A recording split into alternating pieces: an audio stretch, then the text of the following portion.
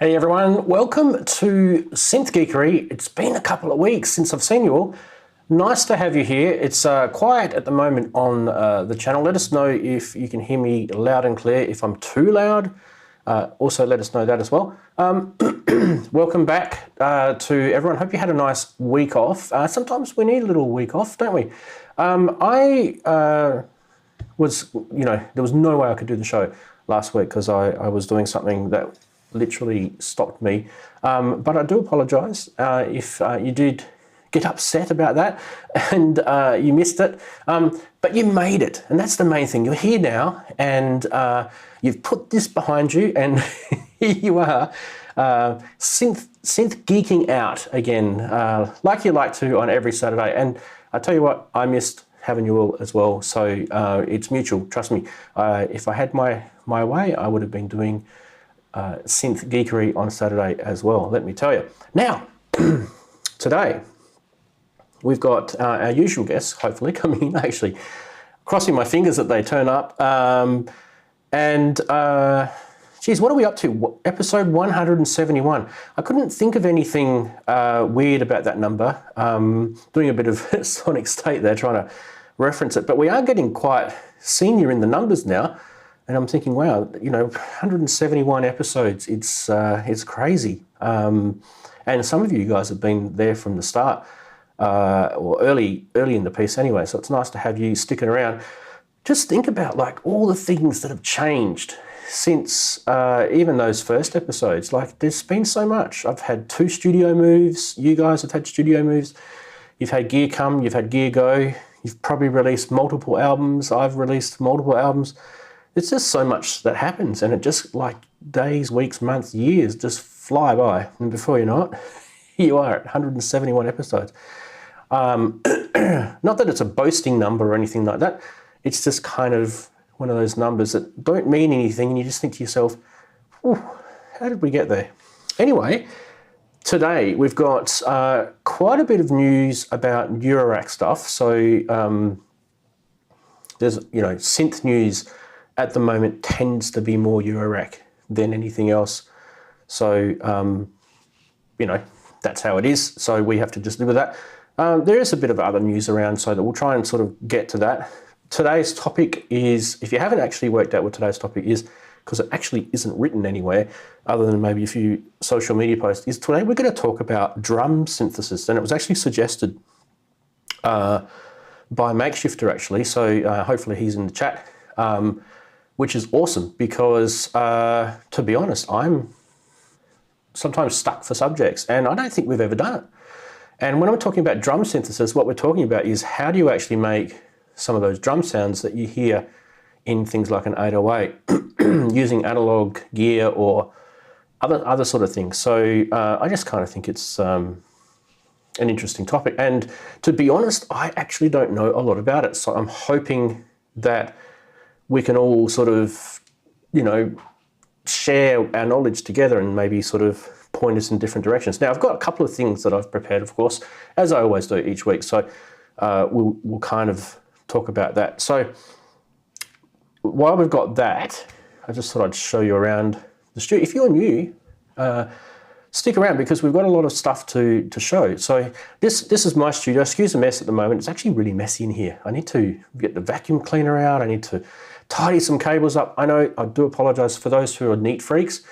This is probably kind of annoy you, but busy lifestyle, sometimes you don't have time. Anyway, I've got the Bass Station 2 here in front of me, and I kind of feel like this is a good candidate for analog drum synthesis, and we'll get to the reason why in a sec. But so if this is Eurorack is doing your head and you get sick of it, well, here is a keyboard synth, and we are going to be playing with that. But also next to me is the illustrious, because it's always just here next to me, is the 2500 Modular, and I reckon we'll pull one of these modules out, chuck a noise module in here and see what we can come up with as well. So we'll do that, because we've got two oscillators. We don't need two oscillators, so we can pull one of them out and make a noise module. And plus we've also got everything else here. So I think we should be able to make some drum sounds with everything here. And if we can't, well, we gave it a crack. We gave it a try. So that's that. Now, what else can we talk about? So we've got our usual segments. If you're new, you don't know what the usual segments are. We usually start those in about 55 minutes time. This first hour is kind of like noodling and chatting, and it's kind of like a Synthy Saturday. That's what we do. So at the start of the next hour, we'll do the news. We'll do Funny Side, which is like a meme segment. We'll also do Price Watch, and we'll do Name That Synth, which has been very popular. It's a newer segment that we've started. So that's all coming up, and hopefully you guys can all stick around. Let us know if you can't, and you can always catch it on the replay. But speaking of people, we've got a whole bunch of chatties in here already, and it's good to see them. It's when I say it's a whole bunch, it's not like millions of people or anything like that. I'm not one of those channels, which is good actually, because you just wouldn't be able to keep up.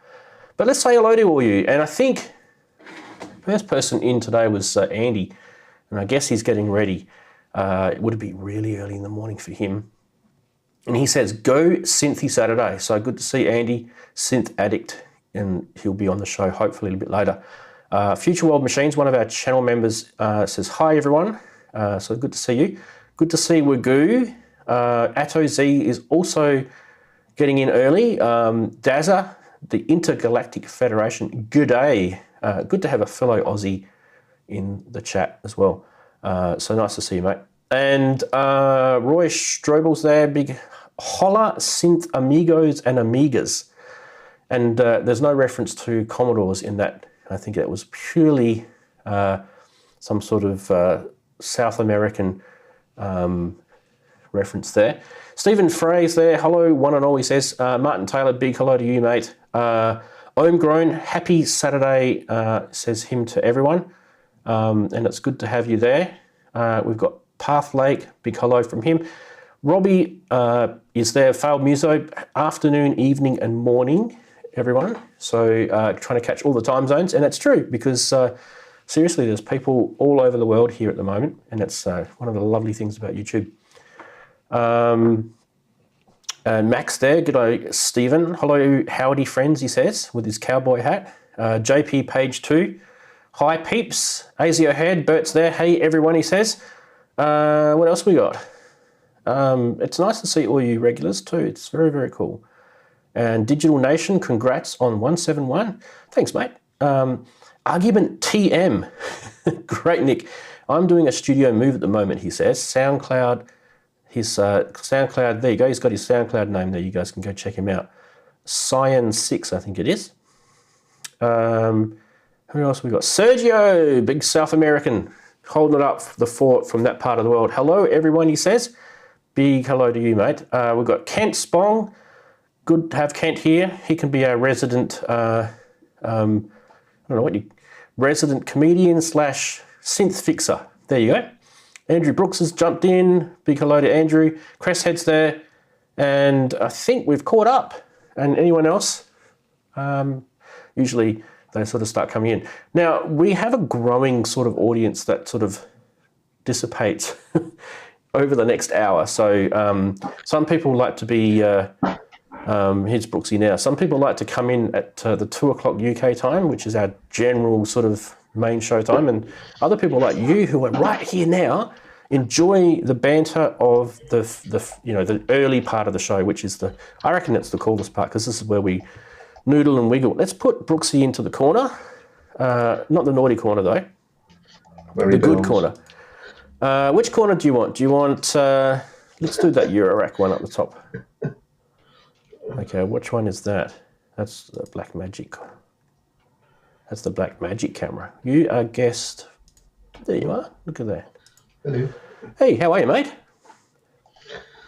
Snotty and Grossy. Is it? Can you hear me all right? Is this? No, it's not that one. Working? I definitely think it's your webcam. Oh. Yeah. Right. Sort that out. Yeah, sort that out. But we can still hear. That's okay. It's not too bad.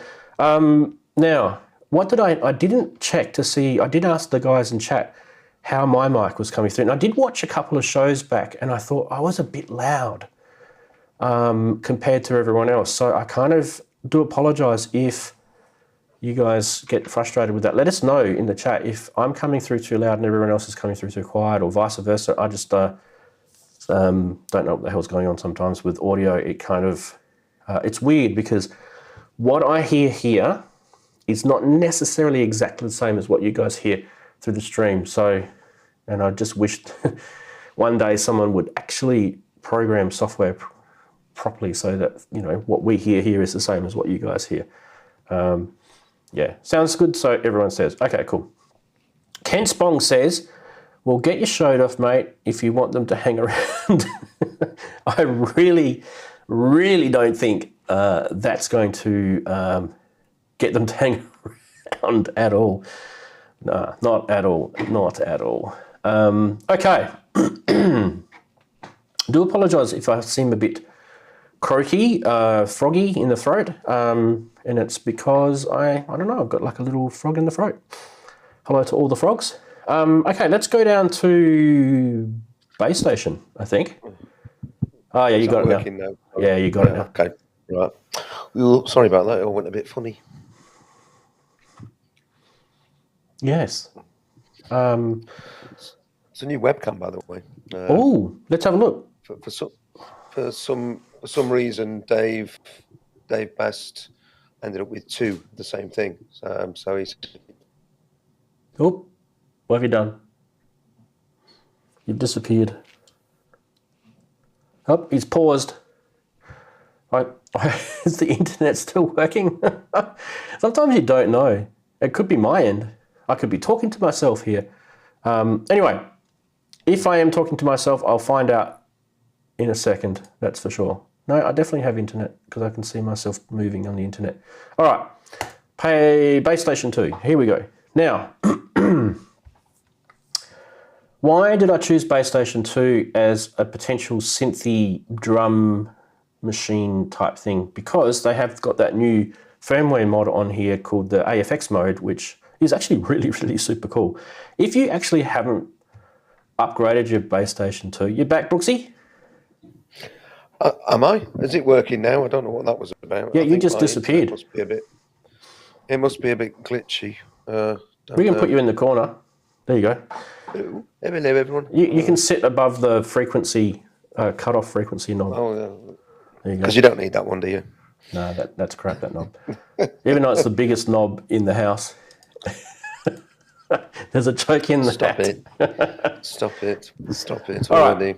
AFX mode, if you're wondering, if you've got a base station 2, I'm just going to turn you off for a sec, Brooksy. You can still talk though. You hold down function and you double tap swing and you get this AFX mode here. And basically, I think there's like either 4 or 5 internal factory patches that they give you, and then there's another bunch that you can set yourself. And basically every single key is a different patch. So, to show you, you'll just notice the panel as I go up and down the keyboard. Notice how the panel changes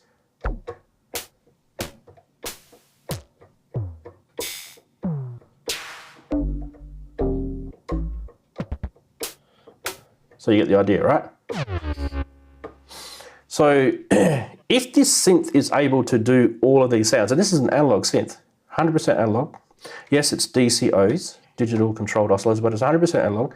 This is a very cool drum synth, right? So how are they doing these sounds?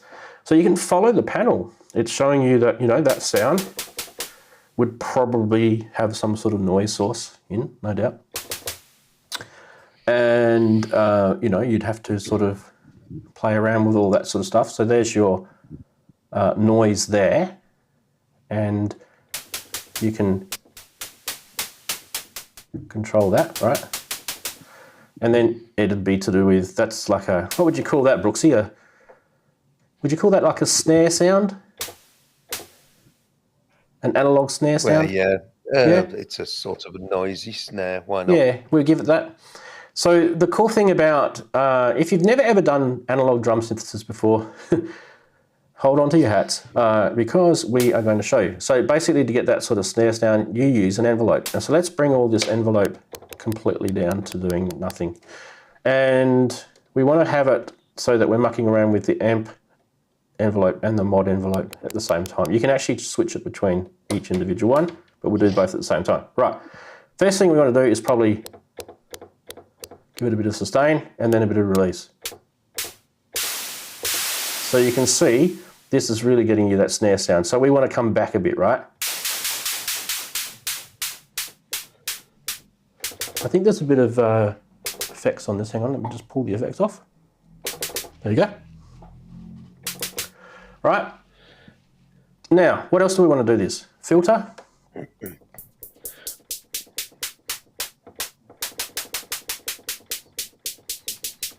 Depending on how you want that, you know, to sound. You may want this. Can I ask you a question, Ranz? Yeah.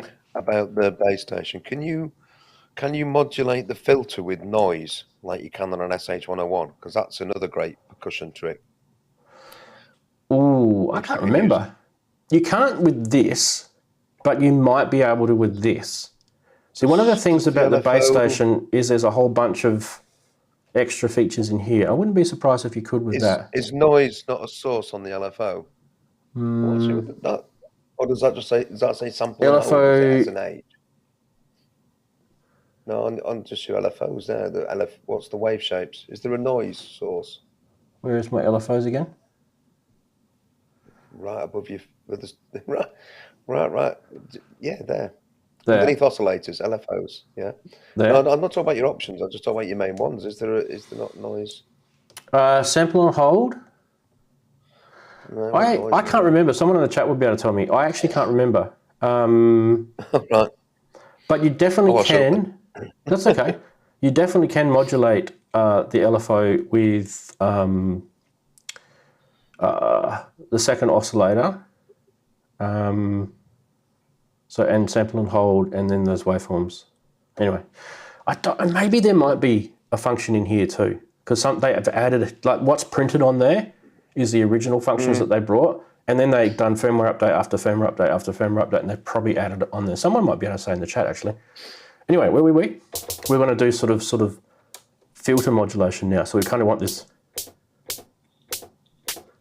and then we need to mod depth this. And you can hear that filter. Right. Daz has just said you can modulate the filter with oscillator 1. There we go. We've got oscillator 2.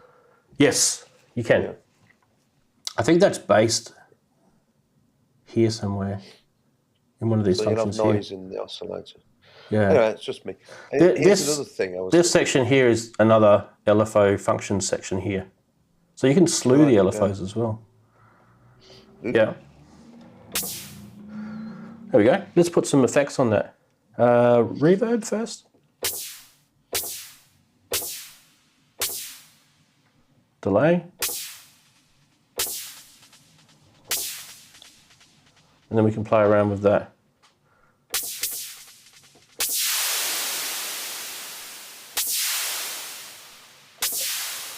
You may want that filter to be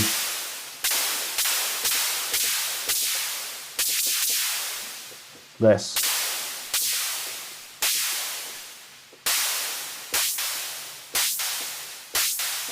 There you go. So there you can get all sorts of different sort of drum sound just by playing with noise. That's probably going to be your first go-to, I think, for drum sounds. Just noise and envelopes, filter, those three things. So we could get like a hi-hat sound, couldn't we? Just by bringing that release back. I'll just turn the effects back off again. So this is like a closed hat sound, and maybe a little bit more release to give you an open hat sound. So you sort of kind of like that. Now, once you've got that sound on the Bass Station 2, the cool thing about this synth is you can save it as a patch, right? And with AFX mode, you can save it as a key. So that will stay in that key there now. So I could do this one here. Let's yeah. So there you got hi-hat open and close, right? And you kind of got different drum sounds. So drum sounds like kick drum and all that, you use your oscillator for that. We'll do those later in a sec. But I just find that really, really useful. And I love how quick this synth can switch between patches. They're just super, super quick. So there's no lag. You know how some synths have got a really nasty lag when you're changing patches, like you're loading a patch and you got to wait for it, and that does your head in. This synth has got a beautiful, like literally, that's loading patches as I go across the keyboard. That's really quite impressive, isn't it? I did a video on this a few years back, and I used the Beat Step, the Beat Step Pro with this. And so what I did is I connected the Beat Step up and programmed it. In fact, I might even be able to bring the video up. Here we go. Let's do this. So you guys see that? I've got the Beat Step actually controlling it.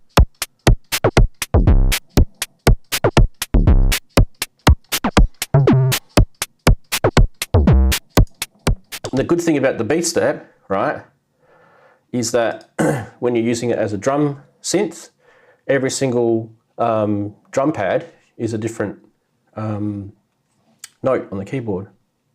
So it works perfectly. So, you don't want to be drum synthing on a keyboard, you want to be drum synthing on pads. It's just something that I just found was an absolute beautiful thing. So yeah. Right, chatties.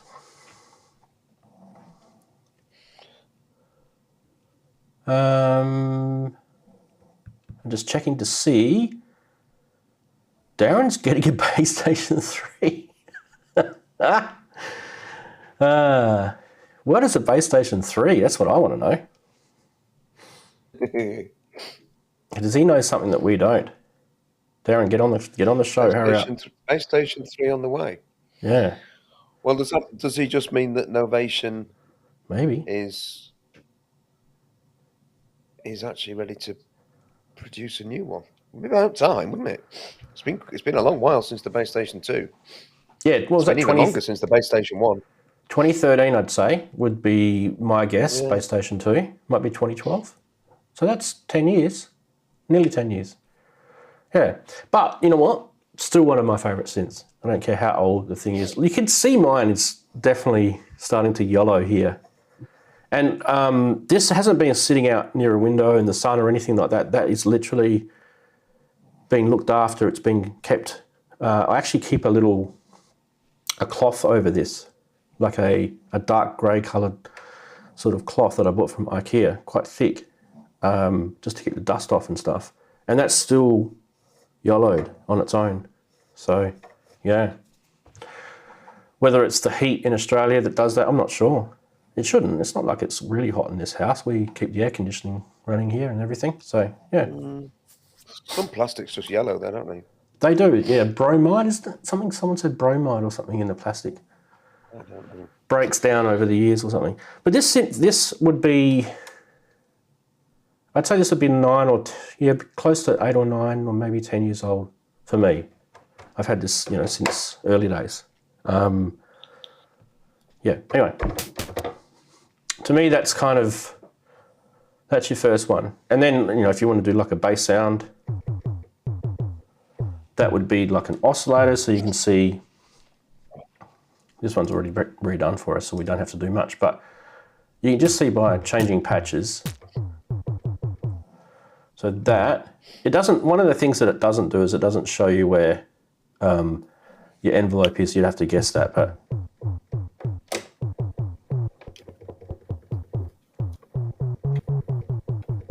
so that's got a pitch envelope on it, I can see. See that? So you can get more of a tom sound now.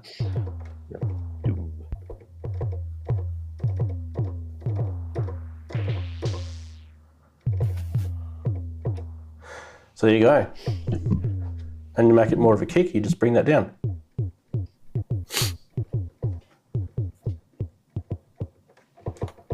There you go. Not hard. Pretty easy, guys. The thing, what you want to do is, when you're doing this, you want to have a synth that you can save patches. Or if you're doing it Eurorack land, right, if you're doing it over here, you want to have it so that your modules are set to just do that, and then you don't touch it. So that would be kind of the opposite way, more of an analog sort of way to do it. Or another cool way to do it would be to create the sound and sample it on one of your favorite samplers. And then you don't have to worry about it ever again. Take a photo maybe if you never need to come back and re-edit it. But, create the sound, sample it, put it on your favorite sampler like Brooksy. You've got the MPC one there. Put it on a pad. So you got that sound on the pad, that sound on the pad, that sound on the pad. Done. You got yourself a drum machine. I probably want that to be more.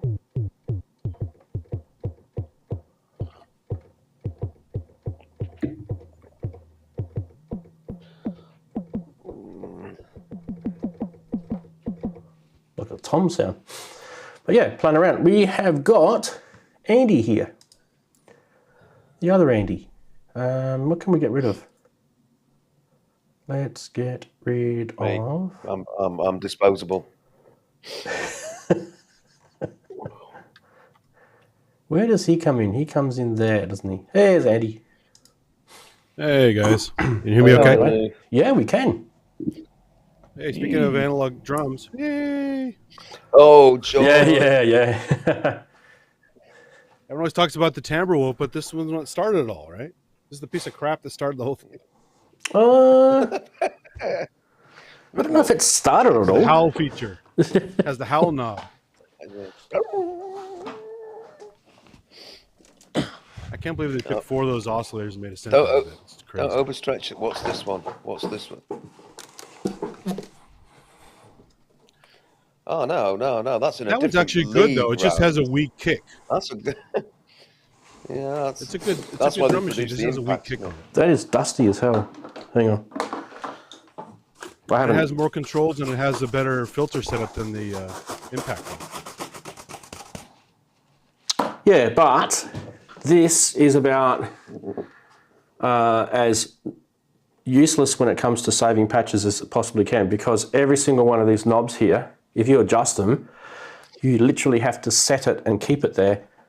If you ever adjust it again, it will lose its memory. It doesn't have any presets per se. The presets are kind of these sections, that's it. But your changes to these sections you can't save, which is a bit annoying. But they did that on purpose. Yeah. Old school. The good old days, Jamie. as they say. Neil reckons if I put my keyboard in the sun, it should go back to white. It'll probably melt, mate, if I put it in the sun here. There's that chemical treatment you can put on the keys, right? There's some product you can buy. Peroxide. It's basically peroxide. No, there's something else. I guess it's basically peroxide in it, but there's something whitener, keyboard whitener, or something like that. All the retro computer guys do that. What do they call it? Retro bright. Is that what it's called? Oh yeah, Like Crest. that, yeah. Crest just put that My in K2000 the needs it from the smoker that had it before. Yeah. Retro bright. There you go. You said it too. So you go to the stuff you're playing earlier was really cool. It reminded me of the old John Carpenter assault on Precinct 13. Yeah. Rhythm section. I did a cover of that once with the X Station, which is great controls for doing synth drums. And then I recreated on the JDXI a while back. It was a lot of fun sitting there tweaking the knobs for drums. Yeah. The thing is, like, drum synthesis has been around since, the dawn of synths, basically. Sure. I was listening to Switched on Bark the other day, and I haven't actually listened to it for a while. Been listening to it all my life, but to actually, because when you talk about it, you haven't actually sat there and listened to it recently, if you know what I mean? And I sat there and listened to it because my daughter is studying Bach in music at school at the moment, and I told her, I said, she actually told me she hates him. I said, okay, go and listen to this. And now she's completely swapped her opinion about it. Because listen to heavy metal guys that ripped them off, right? Well, the last track, the Brandenburg Concerto number 3, the fast one, the very sequency sort of one, that really got her thinking, actually, this is pretty good. And obviously, Wendy did a good job of it on the Moog, right? So, yeah. To me, that's kind of, the synthy drum sounds that she has in it is awesome. Switched on Bach 2000 release. Did you ever hear that one? Yeah. Yep. Not as good. It's too dressed up, but it's still interesting. It was too polished, I thought. Yeah. Yeah. Like overproduced. A lot of reverb, a lot of good stuff. I just really liked I think she used a spring reverb tank, and it was just so raw. Like, do you know what I mean? Like, you could hear if you listen to it again, you'll hear some of the envelopes clicking and like that sort of stuff. I loved it. And, I'm sure it frustrated her to hear those sounds because she probably couldn't get rid of it, but she had to have snappy envelopes in some of the sounds because that's the type of sound effect she was going after. So, yeah. Some of the guys in chat, all the stuff had to line up, all the individual parts. That's just to this day, it just baffles me. Yeah, we're just doing it all on tape. Perfectly to line everything up. Yeah.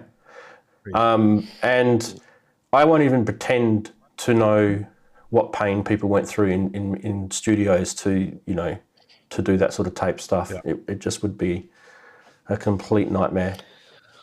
Watch the Delia Derbyshire documentary. It's really quite fascinating.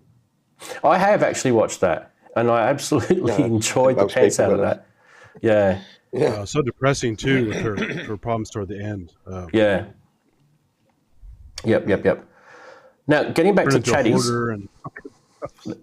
before we lose it, because I just kind of want to mention, because the chatties have been talking about the newer sort of gear that's out that's doing drum synths as well, and some people are mentioning Syntact, which is the new Electron, small box thing that they've brought out. Apparently that's pretty good at doing drum synths. So if, there you go, there's a good recommendation from the chatties. If you guys want to get into it, maybe that's a good place to go. I kind of feel that there's kind of two thoughts with this though, guys. You tell me if you agree or not. I kind of feel that there's people that really just want to nerd out and learn drum synthesis and kind of don't care about getting it easy and quick. They kind of want to sort of study. Like, for example, years ago, I really wanted to learn how to make that Korg mini pop sound that Jean-Michel Jarre used in Oxygen. It sort of sounds like a cricket. I think it's the Guiro. And I just found out that it was just a cyclic envelope that did it. So, learning how to do that was something that I really nerded out on. But a lot of people don't want to nerd out. So I kind of feel that there's two camps there. Hang on a sec. Do you have a Plonk module? Sorry? you have a Planck module? No. Physical modeling percussive thing. It's pretty cool by IntelliGel. No, I want to get one though. Yeah. The only sort of percussive modeling thing that I've got would probably be Rings, or the clone of Rings, physical modeling, which I find a beautiful module. The sounds of it are just, almost organic, even though it's completely digital. Sounds amazing, that module. Just bathe it in reverb and just sit back. Even though it's not intended for, I use this guy for percussion sometimes because it's actually the Lyra, quite variable. Yeah. Is that the one that's got the contact, the CV contacts down the bottom that control? Yeah, so you can actually, some people put coins between them. If you just leave a drone on, you just put coins here to make the contact. Yep. So you can keep your fingers off. Watch Grace in our video we've just done and uploaded. Grace has just got the Lyra, and there were coins all over it. It was like, what are you doing with these? Yeah, exactly. Yeah. Do you know it's cost, I mean, after Grace was talking about it the other day on that show, I convinced I got to use it for mine too, because this poor guy's been in a bag for 8 months. So. No, I had a laugh at that. Oops. It cost him £1.37 to do that patch. In coins. That's funny. It was honestly, it was actually really cool. We had a bit of a blast. We'll have to dig that up, I think, a bit later, that video, because I actually haven't seen it. Please do. I tell you what, though, Brooksy, I really enjoyed your little the track that you did last week. I think it was. I was listening to it in the car and on the headphones, and it was a the real one for Hardware Jams. Was it for hardware? I can't remember. But I did a 15-minute thing for VMOM, which was like just like a studio. I say studio. I did it in here. Yeah, that would have been it. That would have been it, and it had a bit of a Tangerine Dream / I don't know. That sort of vibe. Sequencer and the similars going through the Wasp. Yeah, that was the one. The virtual EMOM. Yeah.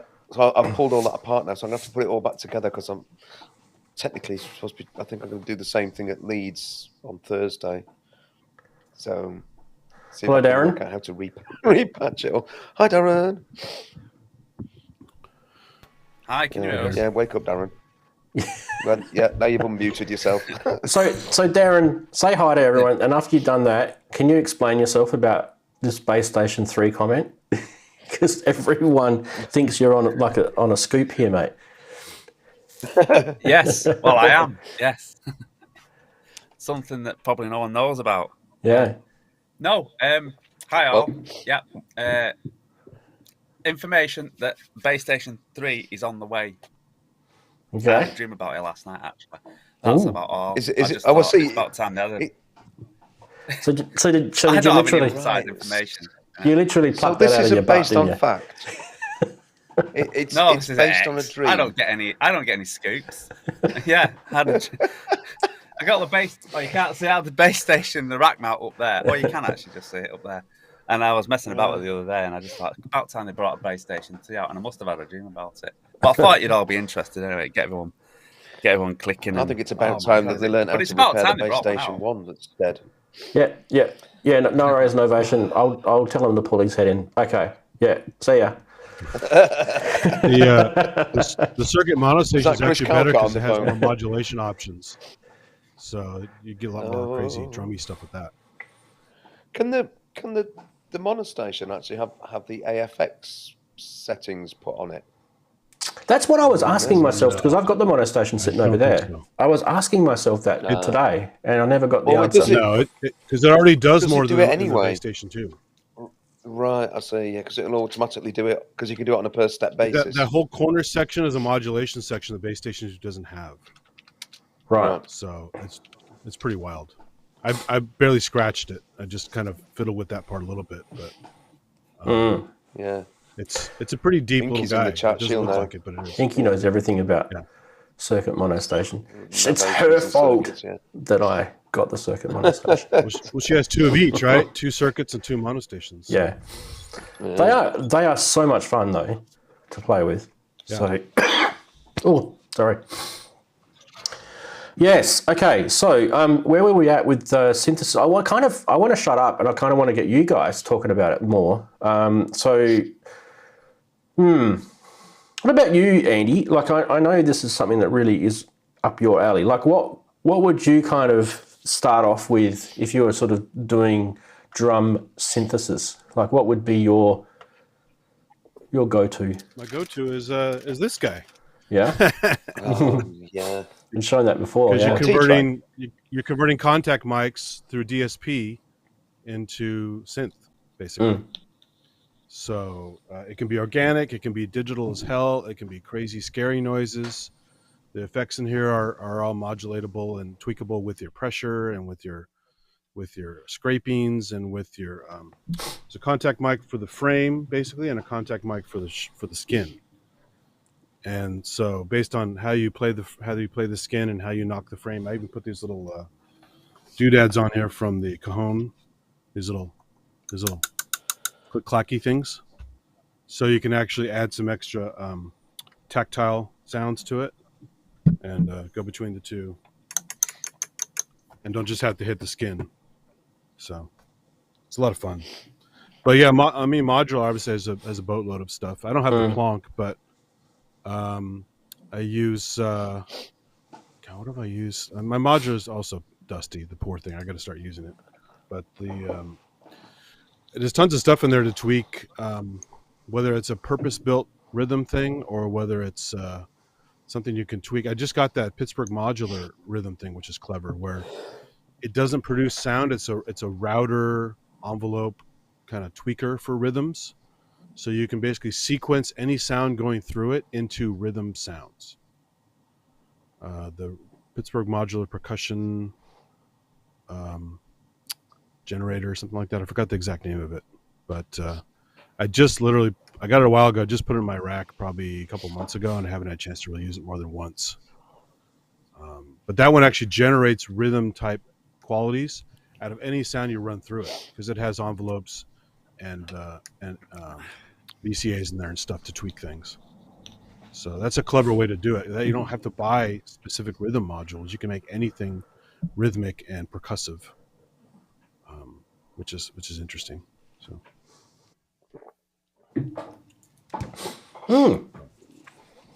It's interesting to see kind of what people would sort of go to. Darren, same question to you. Without notice, if you were to sort of do drum synthesis, like creating drum sounds from scratch in your studio, what would be your go-to to start that off with? Some coins, this seat, and a rubber band. Right. Well, that's for bass, wasn't it? That's what I used, didn't I? I think that's probably, if you want to get really, just a sampler really you need, isn't it? Or sampling to your door. Or your doorless, like a Akai Force or MPC-1, that type of thing. And then just use everyday sounds, really. Won't worry about synths and stuff. Do a lot more with everyday sounds. Yeah. I think that's what I would probably do. That'd probably be the cheapest way. If you had a door, then you wouldn't really need anything else, would you? Apart from a mic. Yeah. A reasonable mic, and you're away. I don't really spend much time on doing any sort of like percussion sounds on synths. No, I don't normally do that. Like I say, apart from doing the Foley type stuff as drum sounds, but I don't spend my time. Oh, I say that I've got the DFAM, which gives you some weird stuff.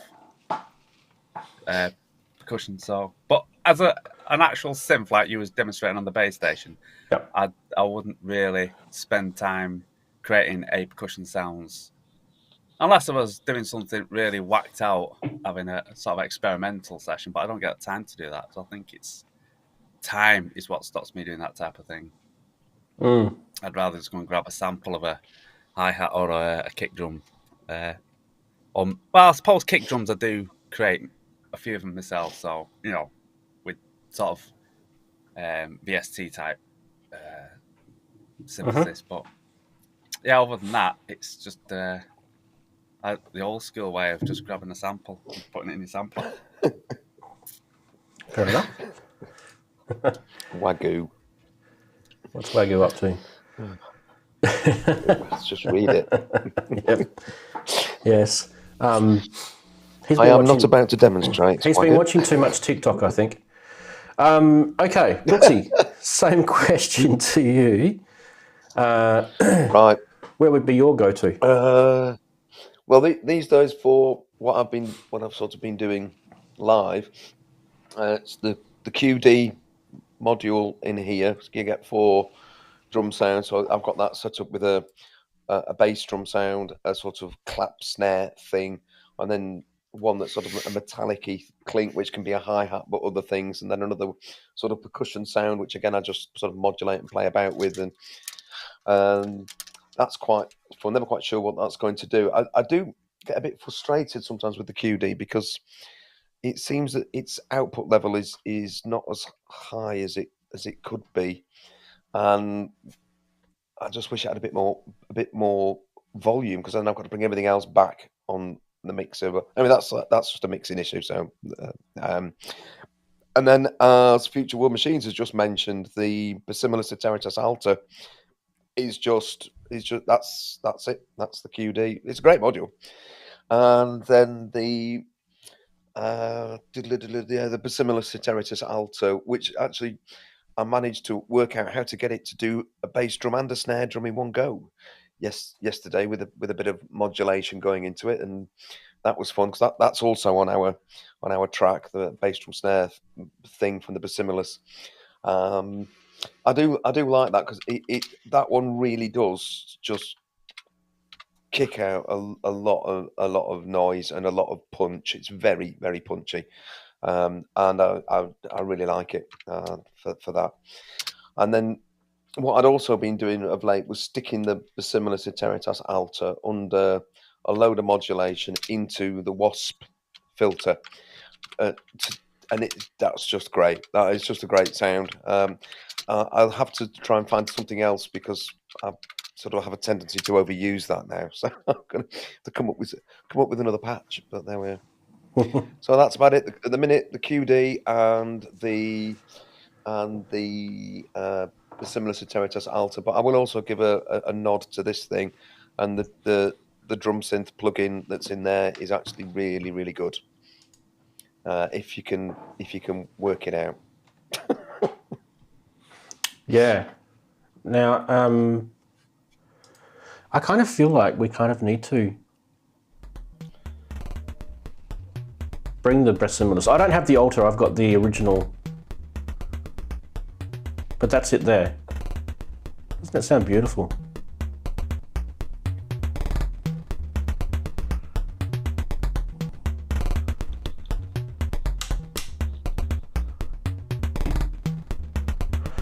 Now let's get the camera on it, shall we?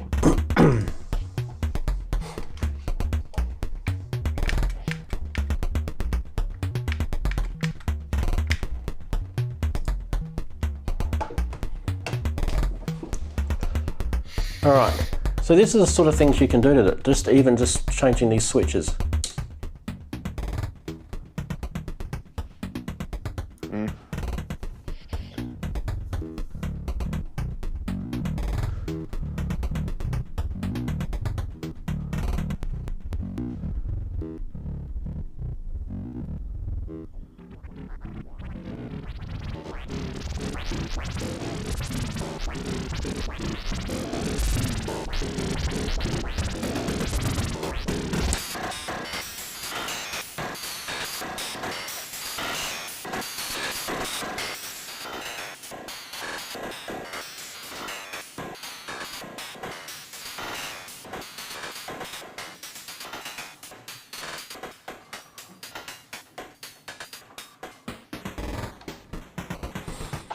Back to where we were. It's just infinite fun. Infinite fun, and the one you've got does a lot more than that.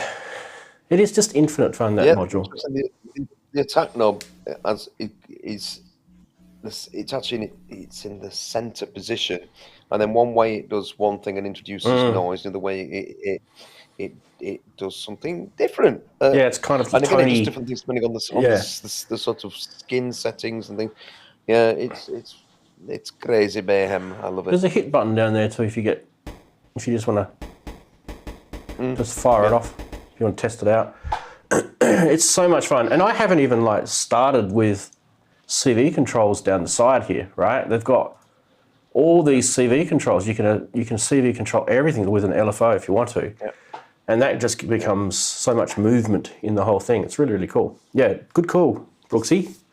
Definitely good call. Like Darren was saying, in a pinch, you don't have to get crazy with modules. I mean, a good old water bottle used properly can be quite expressive. You can.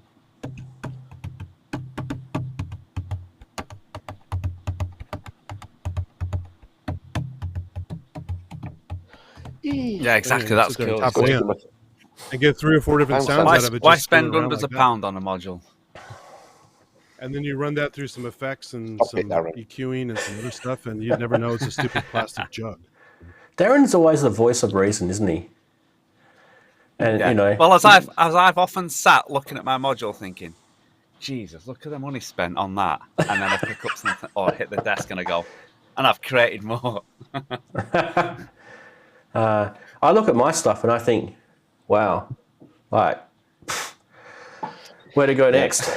Unfortunately, Darren, you speak the truth, and that's really annoying. Yeah, it is. I know. It does when I look to the side. Although I will let you into a secret. Well, it's not a secret, but I am going to switch on the modular in the next couple of weeks and actually use it. Jeez. In the next couple of weeks. Wow. Well, it could be tomorrow, but from now.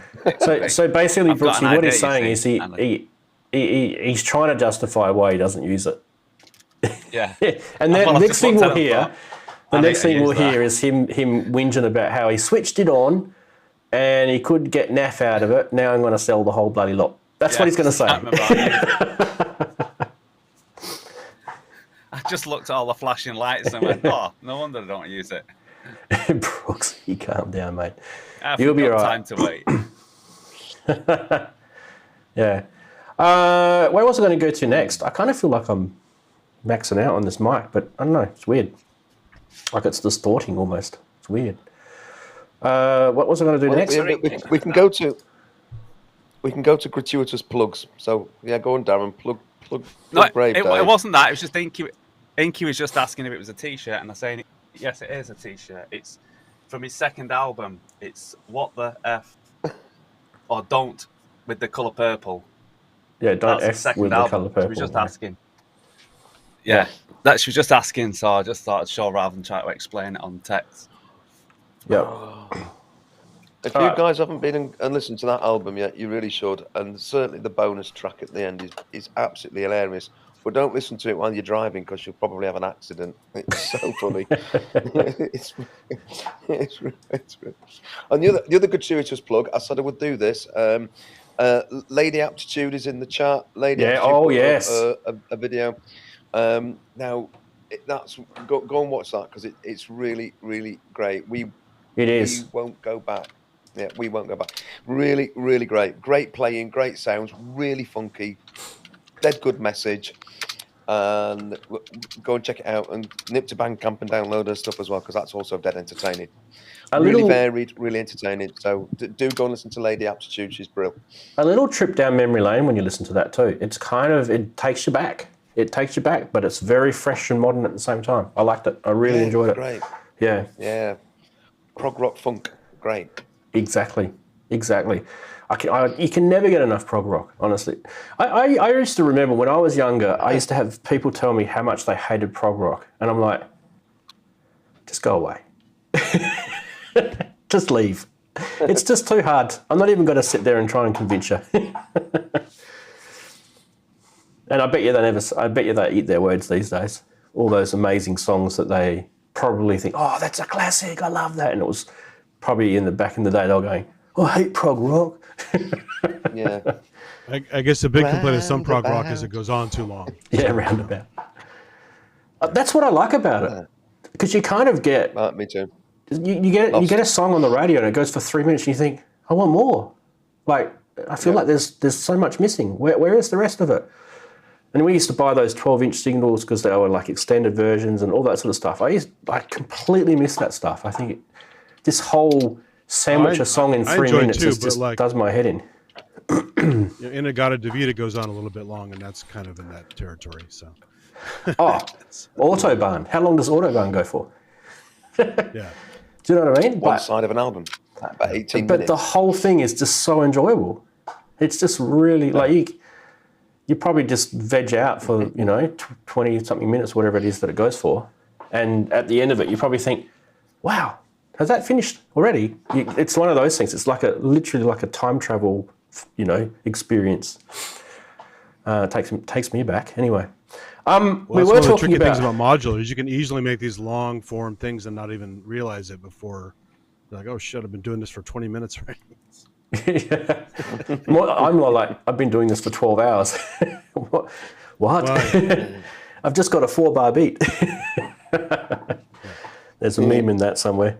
Where was I going to go with this next? Oh, that's right. I was going to go modular next. So I did have the joystick in my hand and I was going to go back down here. Where are we? Zoom out a bit. There we go. We can do that. Cool. Bang. So just with a standard, without putting noise in, because we did noise on the base station, I thought that was kind of covering it. All right. We probably don't want effects, right? So let's take effects out. Let's plug that in somewhere else. Ranzee, have you seen the price watch thing that Robbie's sent, just out of interest?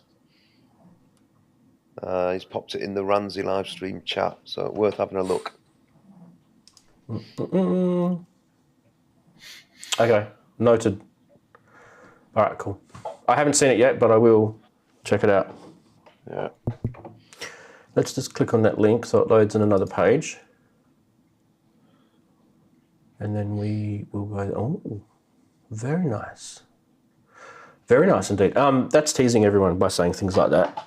And they don't know what the hell I'm looking at. Yes. All right. So I kind of feel like when I'm talking to everyone here, we all know this stuff. It's like, do we have any people in watching this? I'm sure there's people watching it on the replay that will probably dig this. All right. Let's just assume this is for everyone who doesn't know a little bit about subtractive synthesis, right? So number one tool you're going to need is an oscillator, a filter, and an envelope generator, okay? And obviously a VCA to make the sounds come out at the end. So what you need is an envelope that you can control the release. And then you can start pitching it down and you're getting... So what we're going to go for here is different bass drum type sounds. So we're going to go with a kick. Now with a kick, you probably want to have a real snappy attack, right? This is probably not the snappiest envelope generator in the world, by the way. This is a 2500 clone, but yeah. No sustain. So sustain is kind of like your, there's your synth sound, right? So no sustain, and then what we want to do is put a bit of decay in until we get what we want. Are you guys hearing that, or are you just hearing me tapping it on the keyboard? Do you want me to do it louder? Just coming through a bit. Is that better? Okay. And then we just play with this envelope until we get what we want. So bit of release now.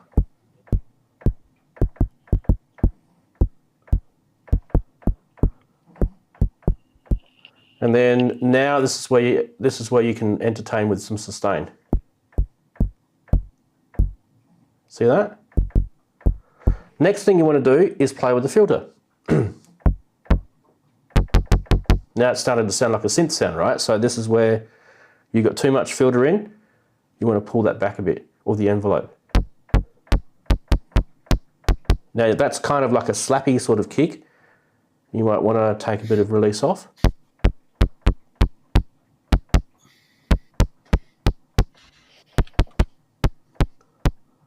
And maybe take the resonance out.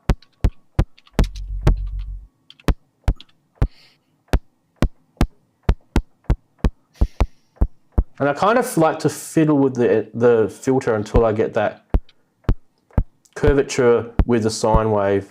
You could probably put this through an oscilloscope. You guys thinking that's a kick drum there? With a bit of a snap sort of sound to it? Or you want less snap, or what do you want? You guys happy with that? Oh. Harry, that's pretty good. Look at the pop. A bit more release on it. Bit more release? Just a little bit. Like that? That's it's got more. Yeah, it's got a bit more body now.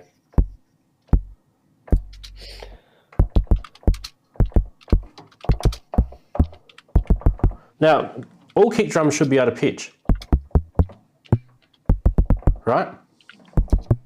That's why you want to use an oscillator, so you can pitch them. And the reason why pitch is important, actually, I want to ask you guys, why is pitching a kick drum important? Does anyone know the reason? I do it.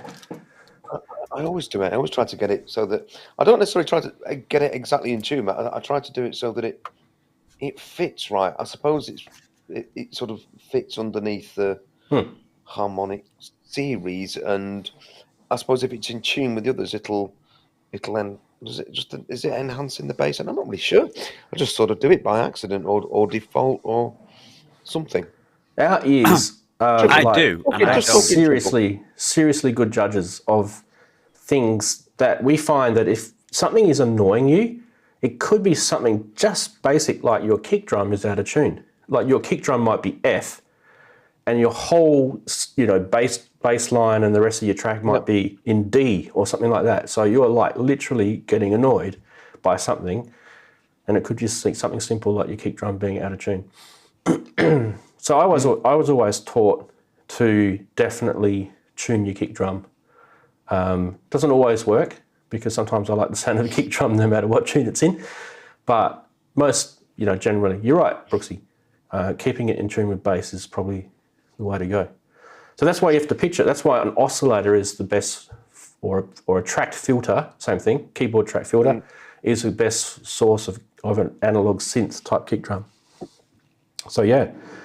And then you can, once you've got that, that sound, then you can start turning that into tom-toms and, different types of, 808 type bass sounds. So you can really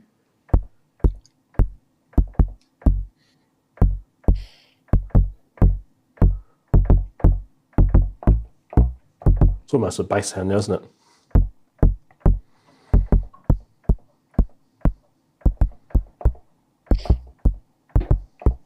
Yeah, you guys get the idea. So kicks and all that sort of stuff. Now,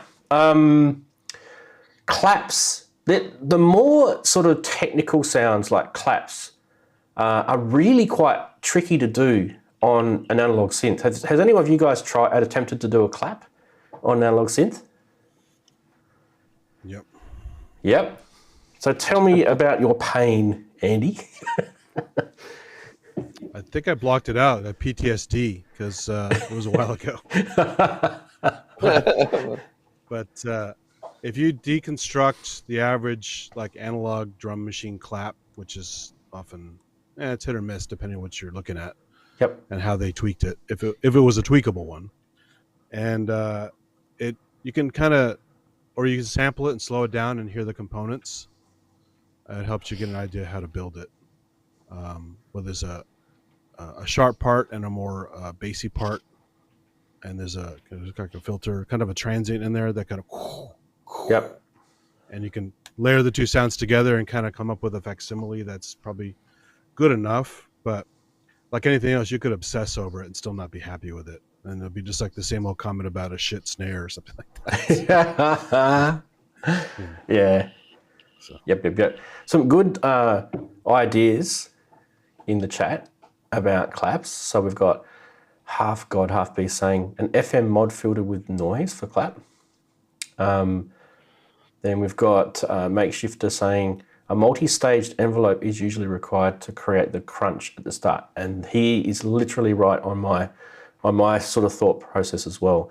So multi-stage envelopes aren't your typical ADSRs, right? So these are the envelopes that have, the extra bits like the hold and the, you can see these envelopes in things like ESQ1s and believe it or not, Poly 800 has one as well. Six-stage time level. Yeah. Mac is saying tune the hats as well. Yeah. I'm not quite as anal about the hats because usually my hats are noise. So, and depending on the noise source, some noise sources aren't technically tunable. But yeah, anyway, where were we going with claps? Okay, so one of the ones I was talking about it briefly before was that I was kind of nerdy about this whole Guira sort of sound from the mini pops, right? And I was wanted to play with, cyclic envelopes, and this is kind of that sort of stuff, repeating envelopes. So we want to probably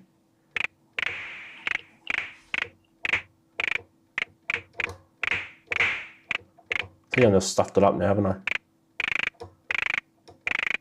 So that literally is an envelope cycling. In the base station 2, you can actually tell it how many times you want the envelope to cycle. So 3 times, 4 times, or whatever. And then you can play with the filter to get. So that sounds a little more like a synth version of this guy. Yeah.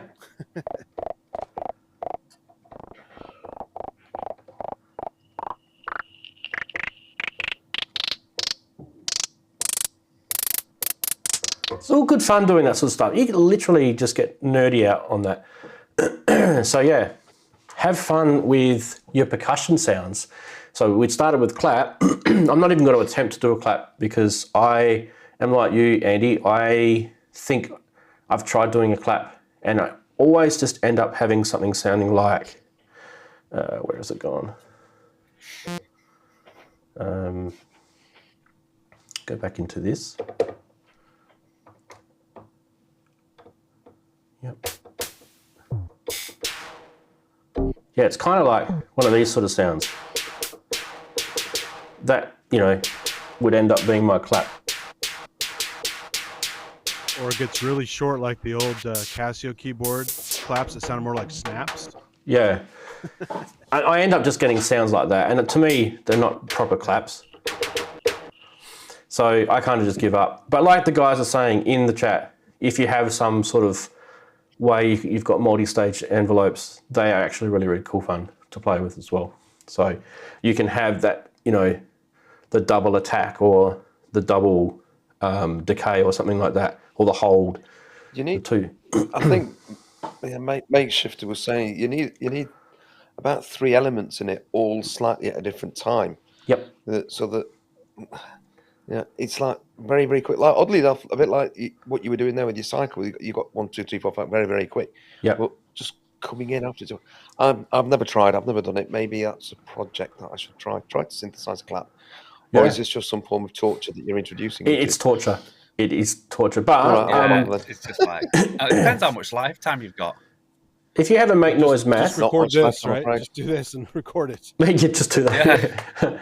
If you have a make noise maths, you're on on a long way of getting there. Exactly how because they've got the cyclic envelopes, and you can also because you've got the 2 envelopes on either side, and you can then route one through the other, and you can have them triggering the same noise sound twice at different intervals.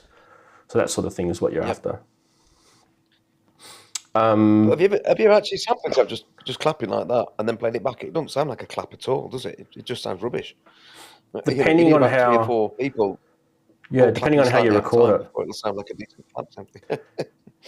I honestly think if I, like, just with this lapel mic I've got here, if I was to record that sound, it just won't sound good. But if you record You it have to properly... do a bunch of different layers, different pitches, and offsets. Right. Then it's more like a group. Yeah. If you want the extreme, then spend a while trying to create a clap on your modular, and then once you've done it, then tune it to a track. And then if you manage to do all that, good luck. And throw your modular at the screen. So. Yeah. Chris said, use a looper, just stack them up. Yeah, probably right.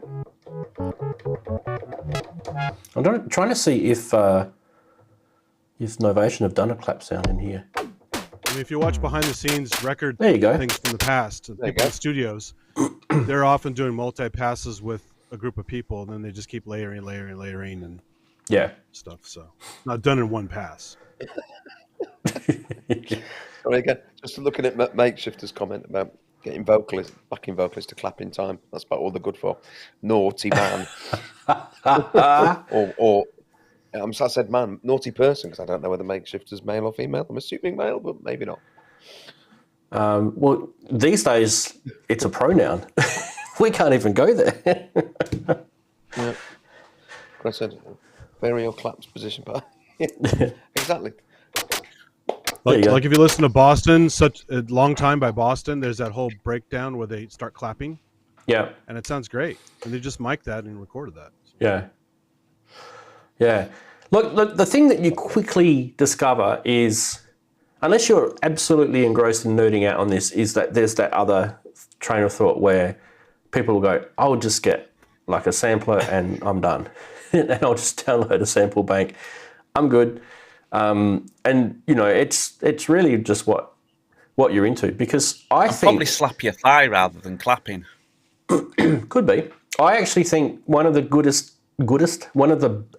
better ways of learning synthesis, if you're not that well, you know, knowledge in synthesis, is actually to try and synthesize sounds. Get yourself a synth book, and like, for example, an ARP Odyssey actually has a little percussion section in the back in its patch section, and, you know, have a play with that and see what it's doing. If you've got that sort of synth, or if you've got a Moog, find a patch book and go that way. I actually think it's really worth the pain to do it, because you will forget some of it. Like, I've forgotten how to do those sort of sounds. But obviously, I've learned a ton from putting stuff in a sampler, slowing it down, analyzing it, and then you go, oh, I hear some different components there. Yeah. And then you put them together and speed it up, and yeah, there you go. Yeah. All right. What we should do now is, probably start the rest of the show, I guess, because we're kind of in that sort of time zone. 11 minutes late. Yeah, doesn't matter. I've already run the start of the stream anyway. So what we'll do is formally say hello to everyone here, starting with Darren. Darren, how's your last 2 weeks been? And welcome, by the way, if I haven't said that already. Welcome. And yes, hope you... Have you got a bit of a cold, by the way? Have I missed something? I actually probably haven't got over the one that I had, what was it, about 3 or 4 weeks ago. It's still hanging around. Oh. Yeah. That's all right. I think Inky said, have you got colds? Well, yeah, last 2 weeks. Flown by, I can't even remember what I've done, to be honest. Completely gone out the window. I've been working a lot, so I've not really had much time to mess about in the studio, but I've been sat in the studio working on ideas of how I can... Because I've still got bits of equipment that are not plugged in, and they're just that I can't put them anywhere. There's no room, believe it or not. So I'm working on ideas of how I can encase myself in metal framing more. Other than that, I haven't really done a great deal. Yeah, I've told you this before. You literally have to start building into the neighbours. You know, you just... if they whinge about it... Go, that's the bedroom, not the neighbours, and that's an outside wall. I could actually have a floating... studio went cantilever out. Yeah, just cantilever the wall out. Yeah, you'll be good. Yeah, like those RVs where the thing pushes out. So that... I want to make it more. I want to make it more small. So one day you'll tune in and I'll literally be covered like that, round with synths, and I won't be able to move. I'll be just sat here like this. Yeah. There'll be your skeleton. Yeah, that's how long it'll take me to get up the money for it. Yeah. Fantastic. Is there any news releases or anything that you would like to share with us before we move on? No, I think I haven't got any releases out. No. Rave Dave did his album 2 weeks ago, Yep. and that was up. So I think some people have checked it out. If you haven't, check it out because it's worth checking out. If you're into Rave Dave, he's off. I think he's PAing somewhere at the moment, and he's got tracks writing for a second album. So Yeah. I just leave him up to his own things. He takes the car at a weekend and off he goes. Don't know, probably shouting at people and swearing at them and you name it. He's Beeping probably his trying to horn. find Brooksy's house. He's probably going to crash over at Brooksy's. Be on the way around there. He's going to steal his. Is he on his way? Eurorack. So yeah. Oh, shit. God, So he's not other than coming- he's not that, coming in here. I might do some ambient type stuff. Nice. Oh no, don't! He'll be pulling everything out otherwise. He wrecks your studio. I like my knobs where they are. Thank Once you. I've fixed it, Yeah. Hold on to your oh, he'll knobs. soon pull them off, Fantastic. like right. he did on track 10. What's that? What's that in your hand, Dave? Don't. Yeah. Yeah. All right. Over to Andy. Andy, nice to have you back, mate. Couple of weeks. This is, How's this it is for been? Wagyu. He needed more cowbell.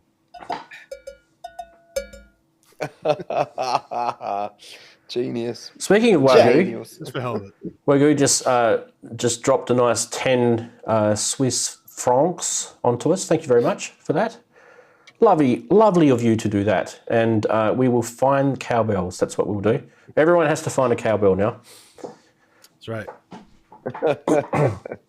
Actually, I built another rig. I misplaced it because, again, I have too much stuff. But a while back, there's a similar frame to this that's smaller. It's very flexible. And as a side benefit, you could actually squeeze them and knock the cowbells together while you're hitting it with a stick. So you get this really cool Latin percussion, like triplet stuff going on. While you're squeezing this and hitting it with a stick. This one's too rigid to do that, but it's a fun little trick. I'm if glad you're I'm just into not real listening to this as percussion. audio. Yeah. It doesn't have D-beam. I'm sure someone's about to say, Andy. Well, you can sample it and run it through a D-beam. Einstein a go. No. I started not. I D-beam on my V-Synth. I can put this in the V-Synth and run D-beam on it. So, Fair enough. what were you asking before I did the cowbell? Sorry. We asked how your last couple of weeks have been, and yeah. Oh, yeah, just working like a dog and finally getting my act together and doing some more microscope stuff for my channel that's sitting there basking, doing nothing. So, and it's a good excuse for me to dust off the modular and make some weird music for the microscope footage. So, that's Yeah. another project I got to get working on. Nothing wrong with making weird music. The EMOM stuff sounds cool. I tried to join the VMOM, but I was too last minute last month, so I couldn't make it. And I discovered there's they started them up again in the Bay Area. There's a San Francisco one called Modular Noise or something like that. That I might take a stab at it and embarrass myself in front of everybody. So, what the hell, right? Yeah. Nothing wrong with embarrassing yourself. I do that every week on the show. Yep. Yeah, that's what alcohol is for. So, Fantastic. And never last and never least, Brooksy, how's your last couple of weeks been? Quite busy. Yeah, actually. With stuff. 28th of July. We've got double booked for the virtual EMOM event. So I had to do a 15-minute video for that.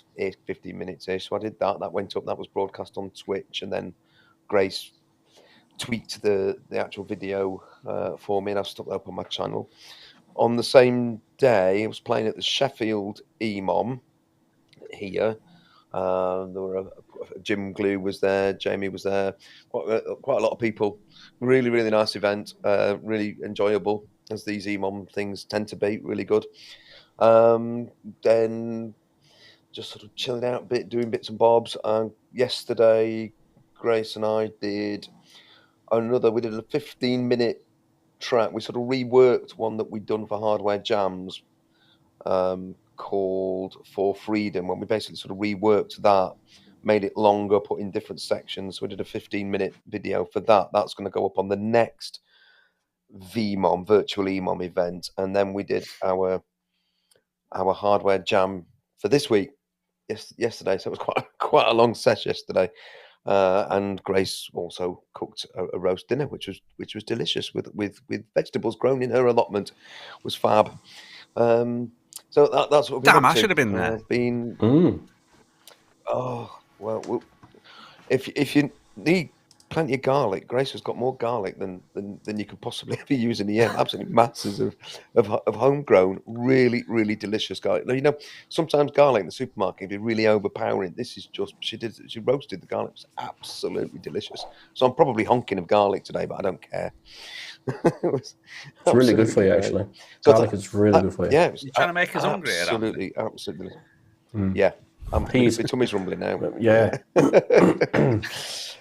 Vegetables. I have to say, one thing I absolutely can't stand is the garlic that you buy from the supermarket. Most of it is made in China. There's nothing wrong with Chinese garlic when you're making Chinese food, but if you're making Italian food or if you're making something else and you want to have the real proper, sort of garlic taste, it doesn't deliver. So what your friend Grace is doing is probably giving you that real garlic taste. We don't get it from China, I don't think. Most of ours is fairly local. Right. But you can also, what time of the year is it? I can't remember when it grows, but I've done this before, gone around various woodlands where wild garlic grows. It often grows near sorts of streams and water meadows and things like that. And you can smell it in the air. Yeah. But wild garlic's very nice too. Yeah. You want to smell some wild stuff. Now we're finished with the Chinese, and the garlic chives is super overpowering. The whole fridge smells like garlic chives. Oh yeah, a small bag. Yeah, rabid bats just mentioned those. Yeah, they are. Well, they're all the same family. Vampires and Merbits and vampires. Welcome to Ranzee's cooking channel. Yeah. Well, I made. Yeah, you've got to give this show, haven't you? Synth I made dinner Geekery, tonight. Before you know it, we can turn it like that. Now it's cooking. Yeah. I cook on Saturdays, so that's what I do, and it's got garlic in it too. Veggies as well. Okay, so what we're going to do now is we're going to press this button here. Hopefully something happens. Ooh, look at that. Yes, it's time for these things. And if you've never ever seen these things before, what are they called? Who wants to have a guess? Meme. Meme. I remember the great pandemic of 21. There was videos of fat, lonely, middle-aged men playing with their modulars everywhere. Do you remember that? That was only last year. I thought that was a good one. Doing it. Yeah, exactly. And then Derek, please don't use the 32 stop. It causes the plates to crash down from the ceiling. Acoustic bass. That's great. I can just see Derek sitting there on that organ and then smiling, going, "I'm going to touch the 32." That is fantastic. Part of me thinks that could well be real in some church somewhere. And I reckon that's real. Stuck that on. Yeah, I reckon that is real. That is a pearl of that one. Yeah, that is beautiful. Open days, isn't it? And if you were in social media yesterday, you probably would have noticed that there was a French astronomer that decided to tell the world that he's taken this picture. Is it a star? Is it a sun? Is it a planet? No. You know what it is? It's a chorizo sausage. And I just thought, I have to share that with you guys because that was like one of the stupidest things that ever happens on social media. And apparently he had to apologise, the poor sod. Yes, I think... No, it's genius, that. It's so funny. Yes, I sold my MPC one. I quit. You guys hurt my feelings too many times. It's social media. I mean, look, if this person needs to go to the dentist because his fillings are hurt, I can recommend a dentist for him. But it has nothing to do with the MPC-1. I immediately thought of you, 32 foot Brooksy, that by the rattles way. his fillings. I can immediately thought of Brooksy playing with his MPC-1 and he's all of a sudden goes, oh, geez, my fillings are hurting. Yes. Oh, it's great. Oh, Grace is in. It's Andy's confessional. Yes. All right, favourite meme of the week? Anyone? I'm sorry, it's the salami. Or the organ stop. The organ stop. That was, The organ? The organ, I think. The organ for sure. The organ. What are the chatties saying? Favourite meme of the week, chatties? Tell us. 32 pipe wins. Yeah, I'm probably with you there. The sun, says Chris. Chris says The chorizo, yeah. The pandemic of 21, says Keith. Oh, we have a bit of a mixed... See how you can't please everyone? Everyone has a different opinion. Yeah. Right. That's ridiculous. How dare they? How dare they choose something other than what I like? Dare they possibly have a different opinion? Half god, half beast. He retracted his message. It was so good. All right. Why don't we do this?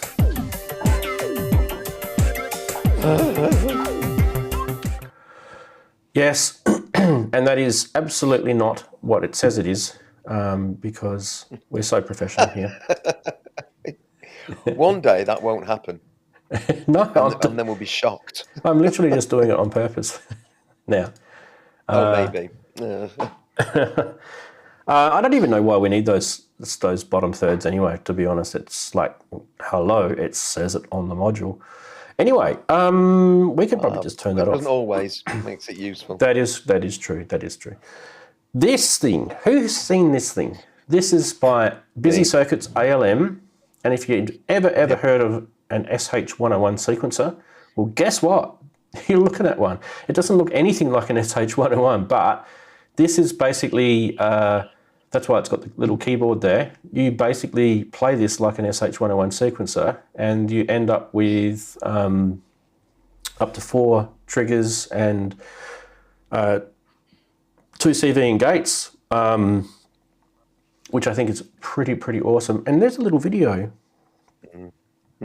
which hopefully we should be able to watch if everything works with buttons and all that sort of stuff. Let's see what happens here. And we're not getting ads. Yeah, we're getting ads. Nice day, isn't it, while we wait for the ads of YouTube to play. There we go, skip ads. Here we go. Skip ads.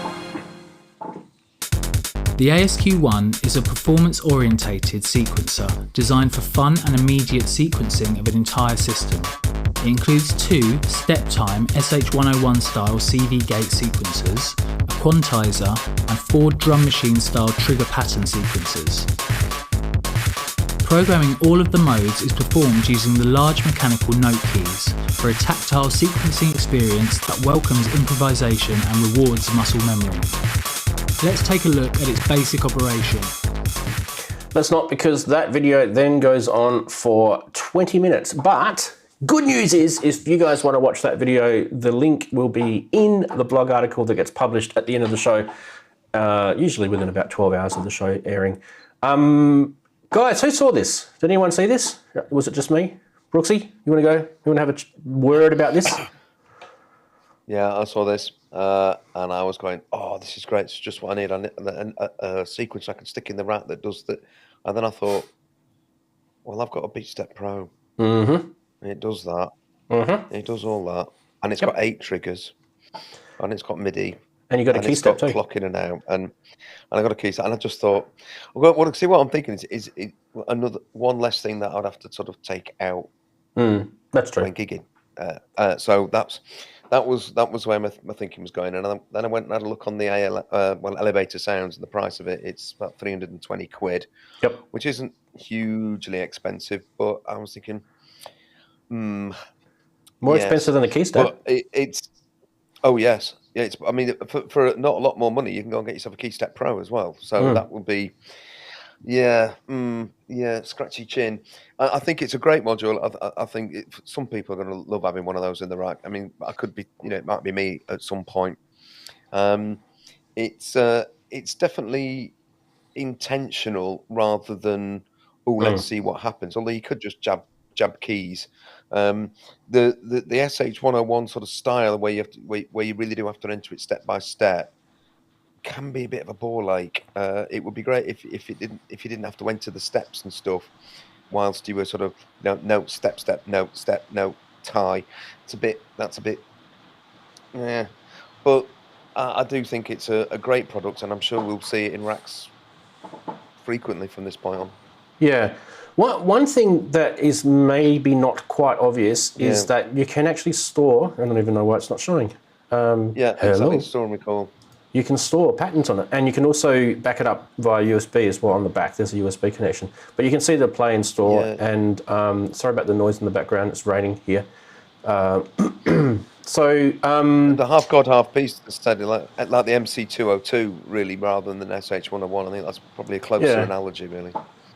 Yeah. Now, Darren, you own an SH101, and I just kind of thought, a non-working one. Well, you need to get that thing fixed, mate. A non-working correctly one. Yeah, Kent needs to look at it. It squeals at me a lot, which is great for some sounds, actually. Ooh, sounds like I like capacitors. the look of this, but I'm a bit like Andy on it. It's like, I do like the look of it, and but if you've got a Beat Step Pro, which I have, not that I use at the moment, it's like, yes, no, really. But I could sort of see it in like a small nifty case setup. How wide is it? What's the how much room does it take? Wide, actually. Is it 24 HP? It's actually quite a wide module. I was talking with my mute button turned on because I was trying to excuse you guys from the rain. 32 HP, 32 millimeters deep. Right. That's going to be taking a lot of your nifty case up then. So I do like it, and I can't knock AML because I've got the Akimi's Castle. But I'm a bit like I'm pretty much what Andy's sort of view is on it. It's and I do like that type of, the old computer keyboard keys. I like them as well. So I can't like it. It's a great product and it looks good. But I'm with Andy on this as to whether it'd be in my case or not. Made in England, guys. I do like the AML. Always a good sign. Made in England, skiff friendly with reverse power protection, so you can't accidentally get the magic smoke happening. Blow it up. 2-step time style CV gate sequences with the SH101, but more turbo. There's a turbo feature on there, which he does talk about in the video. I won't go into that just yet. 4 drum machine style pattern sequences, 1 clock sync to external high-res CV quantizer. That's one thing I didn't mention. The quantizer in it is actually pretty cool. It's an intuitive, immediate, fun and performance-orientated interface with the ASMR. Internal and external clocking. So the internal clock on there, you don't even need to have an external clock. You can actually up and down the tempo with the octave part length buttons, and there's little LEDs above that will show you. All patterns are savable, as I mentioned before, and it has a persist with state across power cycles. So if you do something on it and then you turn your modular off and you turn it back on again, it will remember what you last did. And I like that sort of stuff. More modules need to do that. Yeah, I do. I think I'd still lean to my Metropolix, though. That's the only thing. I like the look of it. I think it looks great, and I think it'd be brilliant. But someone asked what type of USB port was. It is a USB-C. That makes a lot of people happy, I think. Either USB-C or USB Type B makes people happy. I think when they hear about USB Mini or Micro, they're like, right. Isn't that on the back of the unit? Yeah, on the back. Yep. Did you say? Yeah. Why can't they put it on the front? Yeah, I kind of thought there was room, eh? There's definitely room for a USB-C on there, isn't there? Definitely room for a USB-C on the front. It might be to do with the circuitry, though, guys. So, yeah. Andy, your thoughts? Yeah, I'm an ALM fan. I have a couple of their modules. This is a clever idea. However, it takes a hell of a lot of HP. Yeah, 32. Those big ASCII keys. They put the typical TR909 ASCII keys on there, which have a nice feel. But and then they're good, so you don't mistrigger. They're big finger-sized buttons. But I would put it in a skiff, if anything. I wouldn't put it in a big rack because it's more convenient to have it at table level, not up reaching over all the time, you know. But also, as other people have said, the external stuff is more powerful, cheaper in general, and just more fun to use, I think. So this looks cool, and it feels a niche for somebody who needs this, but it just seems like almost like filler, unless you really, really, really have to have this in a case and don't want to carry a controller of any kind. That would be my take on it. But they make amazing stuff. I mean, I love the Sid Guts Deluxe and the Tycho stuff and all that. So it's Sample is also great. A great product. The Sample. Yeah. Exactly. Yeah. Good call. Really good stuff. So no knock against them. Just it seems like a little. It's a sort of thing, win, you know. but for us, it's quirky. It's quirky. Yeah. It's going to definitely float someone's boat, but it's not going to float everyone's boat. We need to move on.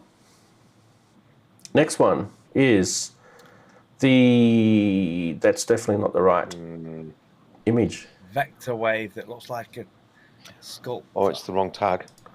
No, it's not the right image. We'll go to this one. We will talk about this one. Future Sound Systems Timbrel Sculptor, the FIL4 Timbrel Sculptor.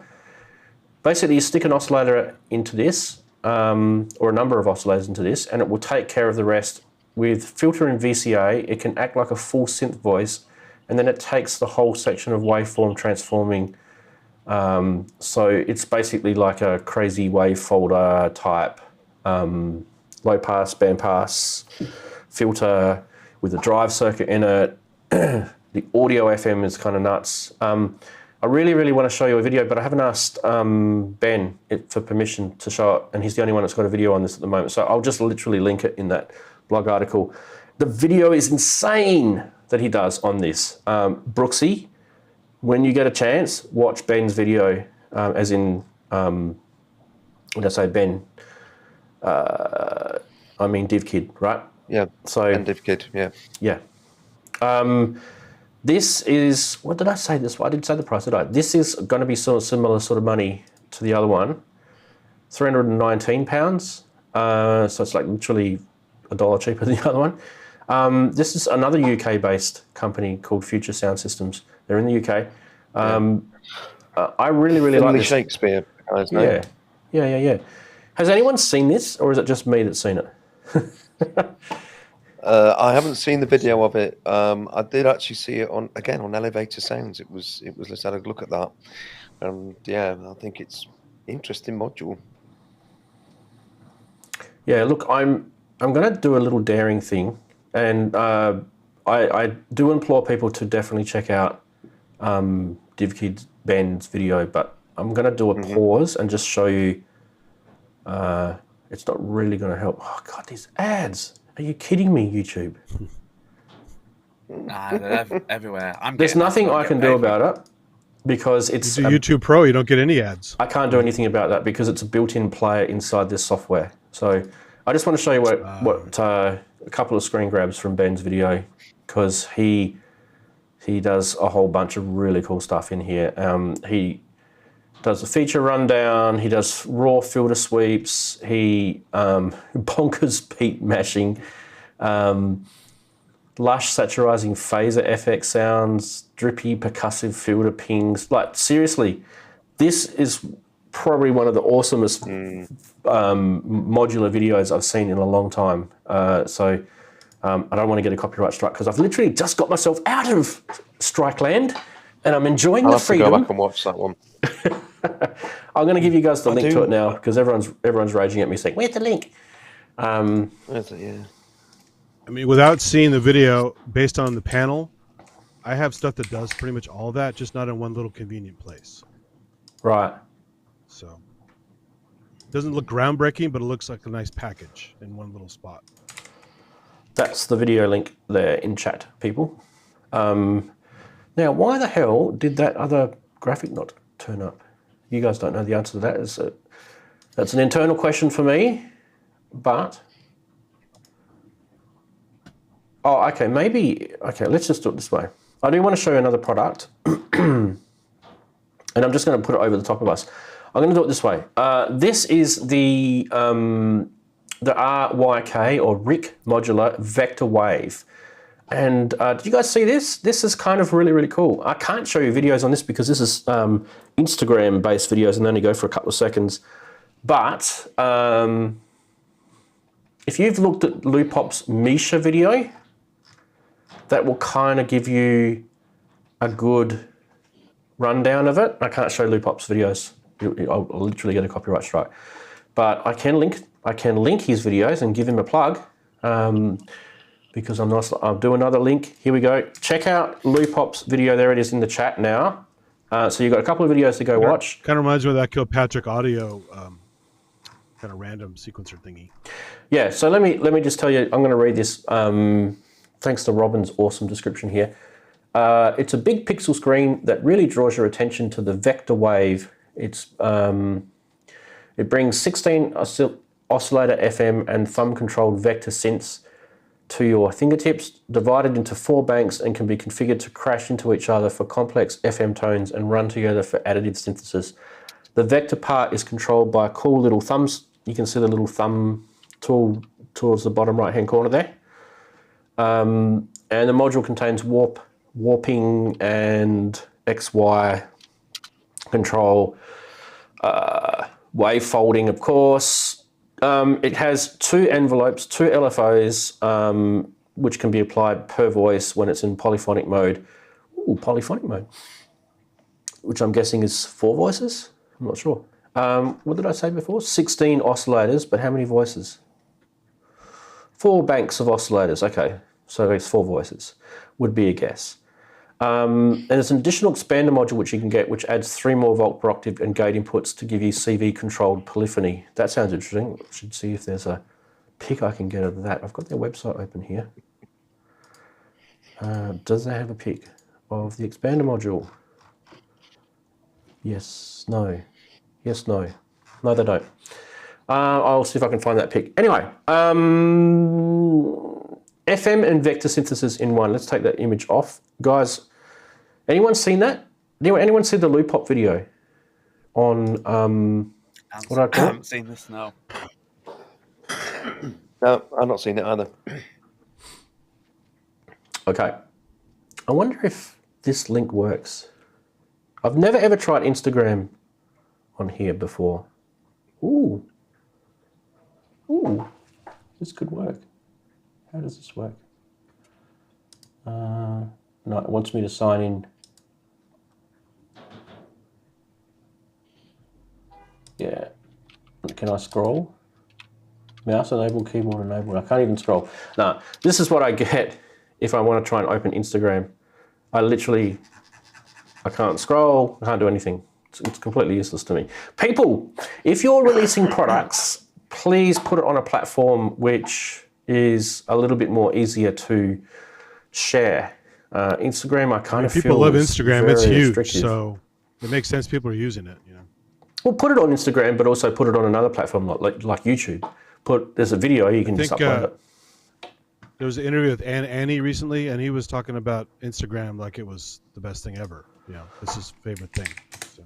Yeah, it's not though, in my opinion. In Zuckerberg's opinion, more clicks, I guess, with Instagram. You know? In Zuckerberg's opinion, it probably is. Oh well, hang on. We might be able to do something here. Okay, we might be able to do something here. Let's try this.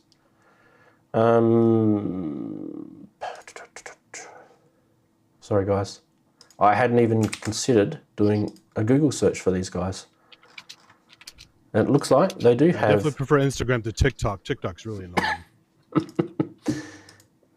All right, here we go. There's a module.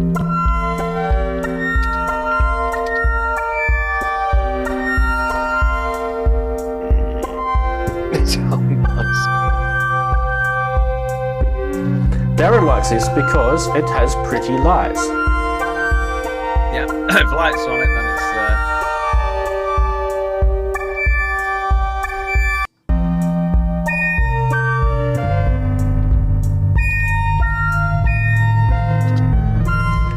I do like myself a segment LED display though. I have to admit, it's nerdy for me.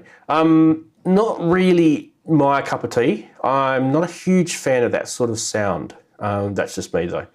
I don't know. Robbie might like it. Is Robbie Puricelli still in chat? He likes that kind of FM-y sort of sound. There's guys right now who are like literally walking out stores in the US with those Korg OP6s right now because of the price gone crazy, right? Did you get yourself one of those, Andy? Yeah. Yeah? I got one. Yeah. Well, here's the funny thing. I missed the window because I didn't know it was like a 2-day thing or whatever. Yeah. So the day I tried to get it, I'm like, oh, it's back to normal price. But I found a guy on Reverb who had a brand new open box, never used, for almost as good a price. I said, I'll just get that. It's good enough, you know?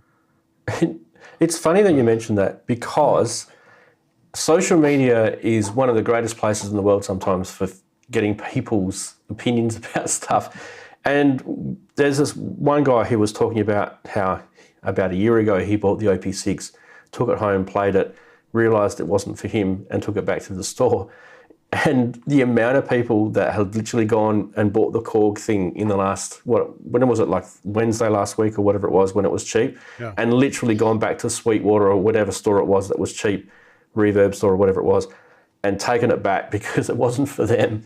And I don't get people, like, you'd know if you like the sound of an OP6 before you buy it. Exactly. And it's so cheap, you know, it's like, just enjoy it, play it, learn it. Why take it back? Manny got one. I remember him posting about it on social media. He says he's guilty. Yeah. But that doesn't surprise me with him. You know, he's right up his alley with that sort of stuff. Out of curiosity, though, I've never owned an OP6. Probably won't either. How good is the editing on it? Like, are you able to get really quickly under the hood of the FM synthesis? Because that was supposed to be its forte, right? How good is it? Mine isn't here yet, but from videos I've seen, it looks pretty decent. I mean, better than most things you could get, unless you use FM7 or FM8 or the Essence FM or something like that as a nice, interface. But the sliders are cool. They're color coded, so when it's running as an like an audio function versus a non-audio operator function, the color changes on the slider, so you know at a glance which one is doing kind of what kind of duty. And then it has an algorithm builder, which is very clever for making your own algorithms. So that's kind of unique. I didn't want to pay that much for a Raspberry Pi device. That was kind of expensive for something that's built fairly cheaply. Yeah. I was more looking at the ModWave because the ModWave will replace my dead DW8000s. And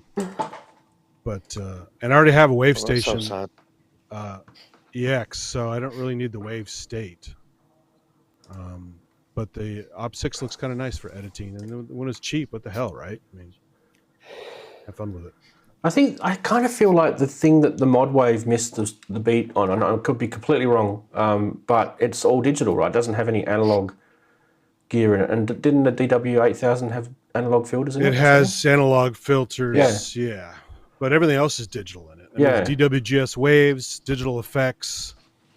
So it's missing. I guess it's missing the analog filter. But hey, Raspberry Pi, that's all they could do. So true. I mean, emulating analog filters these days is pretty good, though. Yep, they're getting pretty good with that sort of stuff. Yeah, that's it for news. I mean, obviously there's heaps of news like firmware updates and stuff like that. One of the ones that I kind of thought was interesting was if you've got an S2400 from Isla Instruments, which is the sampling machine. Mikhail's been playing around with the firmware, and apparently there's a new firmware, either it's out or it's coming out, where it's backwards compatible to the EMU floppy disks stuff. So that would actually be really, really cool for those who have got Gotek drives or banks of floppy images or whatever, and they want to load them onto the S2400. So, and there's a few other things that they've talked about with that firmware too. So check out that if you're in that world. I also been told by Brad Holland, that is, who's the main guy there, that he has got finally got a whole shipment of the DSP chips that they've been waiting on, which has been holding up on them for the production of more of those S2400s. So it might, if you're thinking about getting one of those, it might be a good time to grab one. So that's the Isla Instruments S2400. He didn't mention the video, but I was curious if it actually read my Emacs floppies. That'd be kind of nice. Because I have a shitload of those. So yeah. So what was the compatibility like with the SP1200 though? that's the thing. I never had one, so I don't know. I've only seen an SP1200 in person like 3 times ever. Yep. So once when they were new in the store, and a couple other times at some events. But yeah. But my S1200 is in a stupid box. I'm guilty of not using it much. So, but if it could read my Emacs samples, I'd be really in a hurry to start loading old banks into there and stuff if I could, or at least samples from the banks. Which I think is important. I definitely think it's important. We'll talk about something similar to that a little bit soon as well. All right, what are we up to now? We have done... Okay, we're up to Price Watch. And I kind of feel like Price Watch today... We can roll the stinger. And we'll get on the other side, and there'll be no graphics to show because I'm going to be doing it slightly different today. Oh yeah, different. Let's do it different. Andy, tell us about, as in Synth Addict, tell us about this. Oh yeah.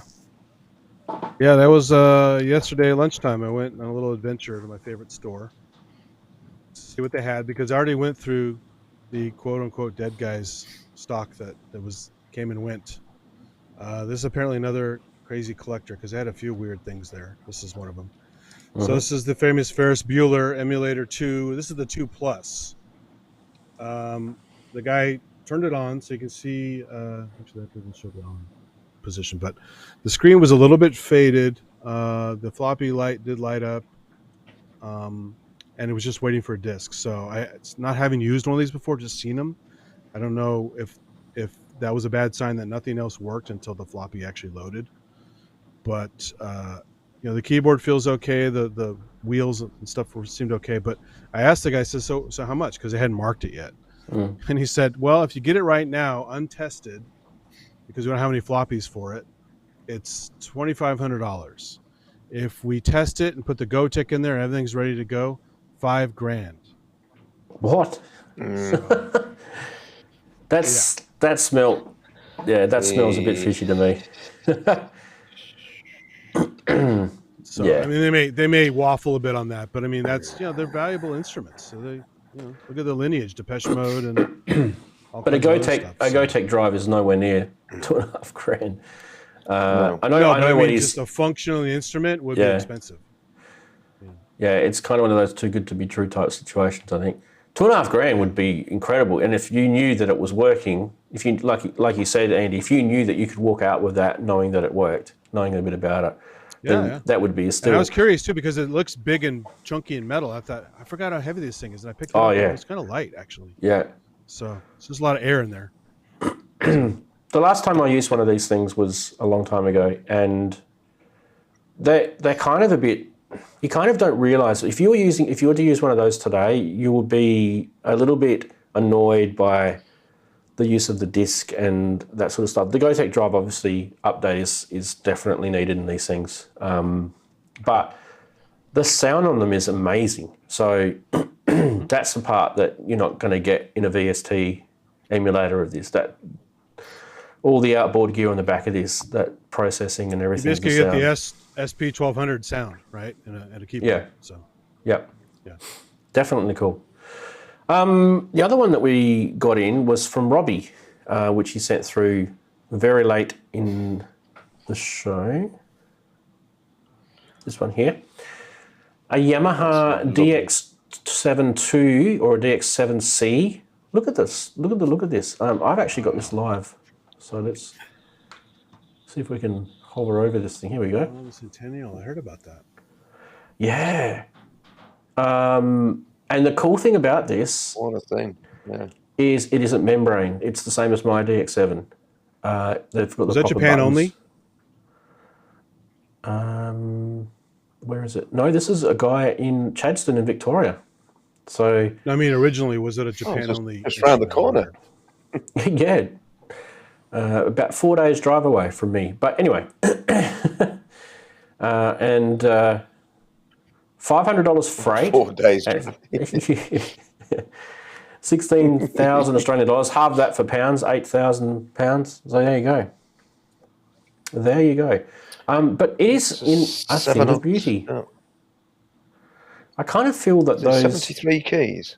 I kind of feel those mod wheels are a bit manky though. They look a bit manky. Are those buttons supposed to be gold? I think they are, aren't they? They all look like they're supposed to be gold. Even the mod wheels are. Yeah, I think they look a bit manky to me. Looks like a smoker had it. Yeah. Yeah. Do you know what I mean? Like, Yeah. it definitely looks like it's had better days, but it does look really, really nice. I mean, that's a real Well, there must be. 87. There you go. How many of those were? Manny will know. Manny, how many of those? They said gold plated. So how many of those were ever made? Manny, It's do not you worth know? 16 There can't be grand that many though. of them. Can't be worth 16 grand, surely. Cannot It be says worth 16 100 grand. of them made. Oh, only 100. Failed Muso says, oh, yeah. Only 100. Well, maybe that might make it worth 16. Thanks, Robbie. There you go. I'll Fair learn enough. to read one day. So, excuse me. Robbie said 100. Listen to Robbie. Slap. Oh, yeah. Listen to Robbie. Yes, sir, Robbie. Nice. So that Fantastic. makes it Thanks for a sending that fairly in. rare box. So Yeah. I always find these things interesting anyway. That is it for Price Watch. I thought, those two things were kind of big and wonderful enough. So what would you rather get? Centennial Edition goldy, silvery looking TX72 or the Emulator 2 Plus? Which one would you go for? this will be a surprise. I'd go for the Centennial DX because they're rare. Of the rarity. It's rare. Yeah. Yeah. But what's not to love in an emulator too? Just having one in your room would just be like just be wonderful, even though it's massive. I think they're lovely. Really, Has to have its every own time I room. just see one, I go, it just reminds You me have of to call him to seeing work just once and do the fake OMD coughs. live and Ferris Bueller's Day Off. ring up the work and pretend that you're sick. Everyone wants to do it.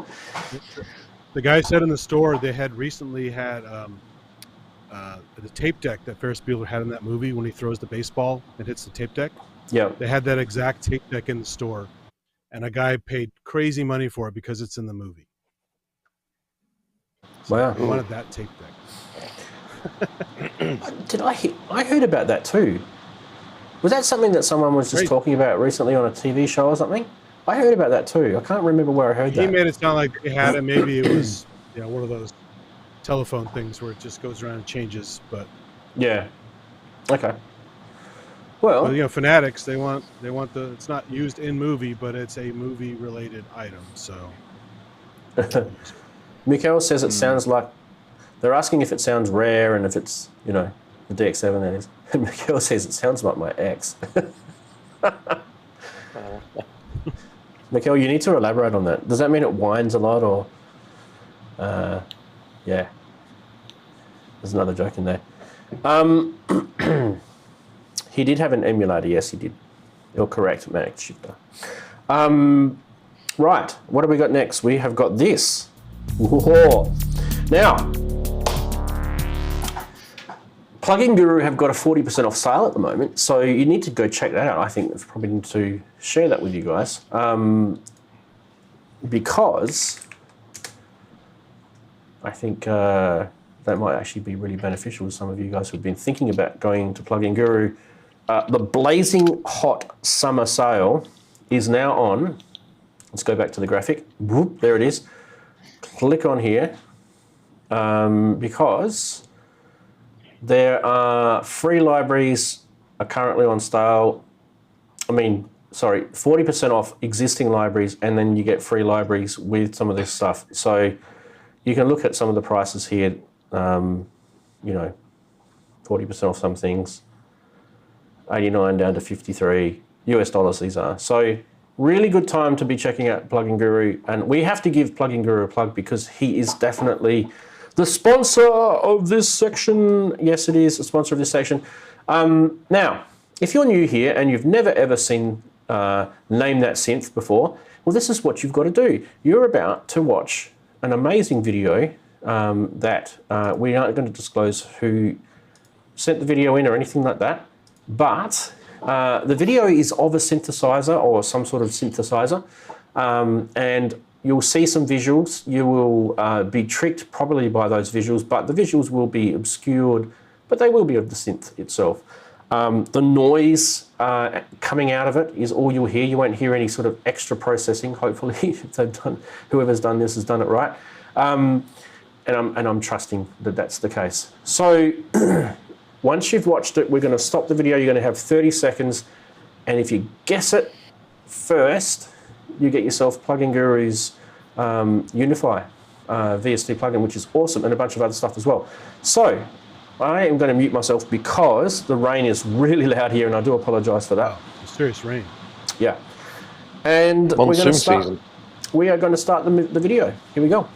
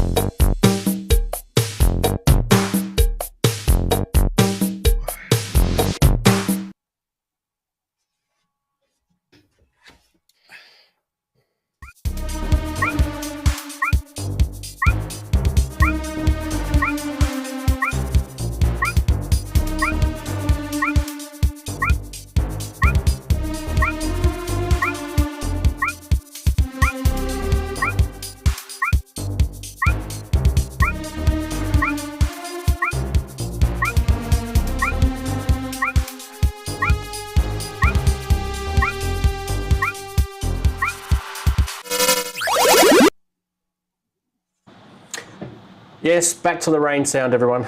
Sorry about that. We have got some people guessing.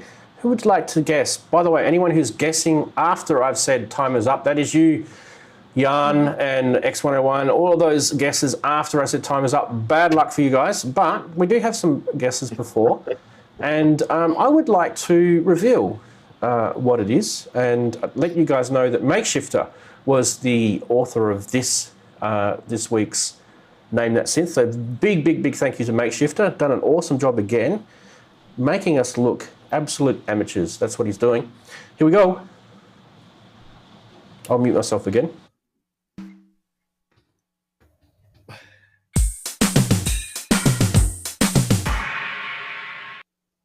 Oh, there it is, the Roland R8. Somebody said it. Ooh, let's have a quick look. Oh, let's have a quick look.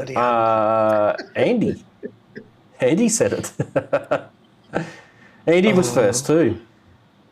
Jeez, what have we had? We had. Ooh, someone said live and drum and bass. This is the case where I actually guessed right D110. and I have it. Usually I guess wrong and I have it. Right. Yeah. But that was a really good demo of it, actually. That was a very good demo of it. Well, I heard 909, 808 type sounds in there, but it didn't look anything like the chassis. So it's got to be an R8. But you know what? People weren't far off it when they guessed EMC 303. Because when you think about it, those sounds are all in the 303. Yeah, but it's not an R8 though. And the MC 808 and the MC 909, they would all been like that as well. Because they would have had all of that sort of PCM samples. Robbie. Yeah. But assuming the color was right, I mean, it was tweaked, right? So But no one else got it. So this, You were the only one that got it, Andy. No one else got it. Yeah.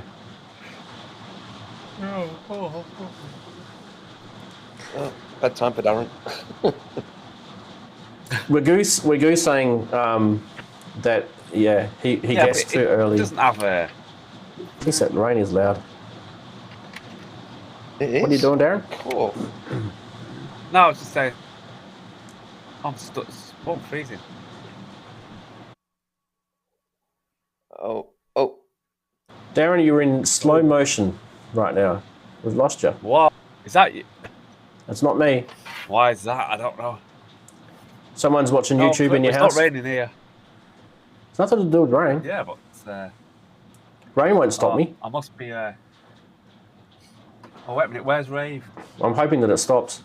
I'm glad that it's raining now because all day today I was going to like children's sports events and I absolutely can't stand it when it rains and your kids are playing and they're getting absolutely soaked. Really annoys me. Yeah, mud in the car. I used to play football in the rain. It was crazy. Yeah, I mean, soccer is netball and all those sort of games are what the kids play here. So, I mean, football for you guys. Tackle football in the mud. Yeah. Americans call it soccer. Australians call it soccer because we have other types of football. But you guys in the UK call soccer football. Soccer too? I didn't know that. Yeah, you guys call it soccer because your football is NFL. No, you guys call it. Yeah, we call it soccer. No, exactly. But you really? Yeah, because we have Australian rules football, and that's generally the football. And you guys in America have the NFL, which is like gridiron type, football. And you still call it rugby, or do you call it something else? We call it rugby, yeah. So Rugby's rugby. Rugby is rugby. Yep. Yep. It's rugby football. Okay, we got through everything. How are we going? 2 hours in? That's pretty good. Everything. But no winner this week. I mean, technically, Andy, you're the winner.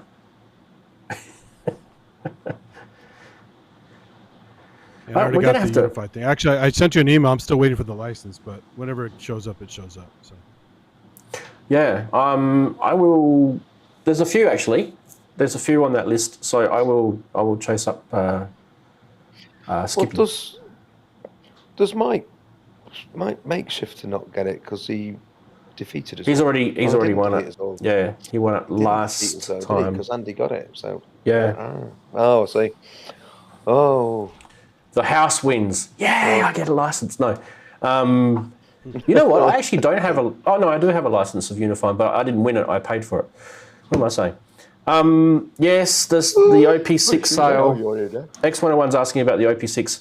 It was in the US only, and it finished... When did it finish, Andy? Thursday, wasn't it? It kind of finished. So you missed it, if you're wondering. Yeah. And yeah... I was having a little cry because you know what I'm like, having a little cry because it wasn't in Australia. I thought, how discriminatory of Korg, especially like us people in Australia and the UK. We all missed out. Why didn't we get a special price? What's going on? Like, why are they favoriting those people in the US? Clearly, they had to offload a bunch, right? Whether it was international or not, they wouldn't drop the price that much unless they're desperate to offload some. I think it was purely just to clear some stock in your part of the world. I think that's really what it was for. It wasn't selling. Yeah, because they weren't selling, yeah. Yeah. And the ones they've got in stock over here are they're probably happy with the levels of stock and they're probably selling at the rate that they're happy with, which is usually probably next to nothing anyway. But look, it's definitely not applied against Korg. Like, I know that people... who have got the OP6 actually really like it. So I think it's one of those synths that fills a quirky sort of itch for some people who love the FM stuff. I know some guys actually really wouldn't mind finding out from Robbie and actually Andy's, Manny, who's in the chat, how they feel about it, because I kind of rate their opinions about the FM stuff. I've always... I just think it was not worth $800, right? Yeah, so anything lower than that is good. geez, this rain is really Because annoying. $800, you spend a little bit more, you get an Essence FM, which is better. So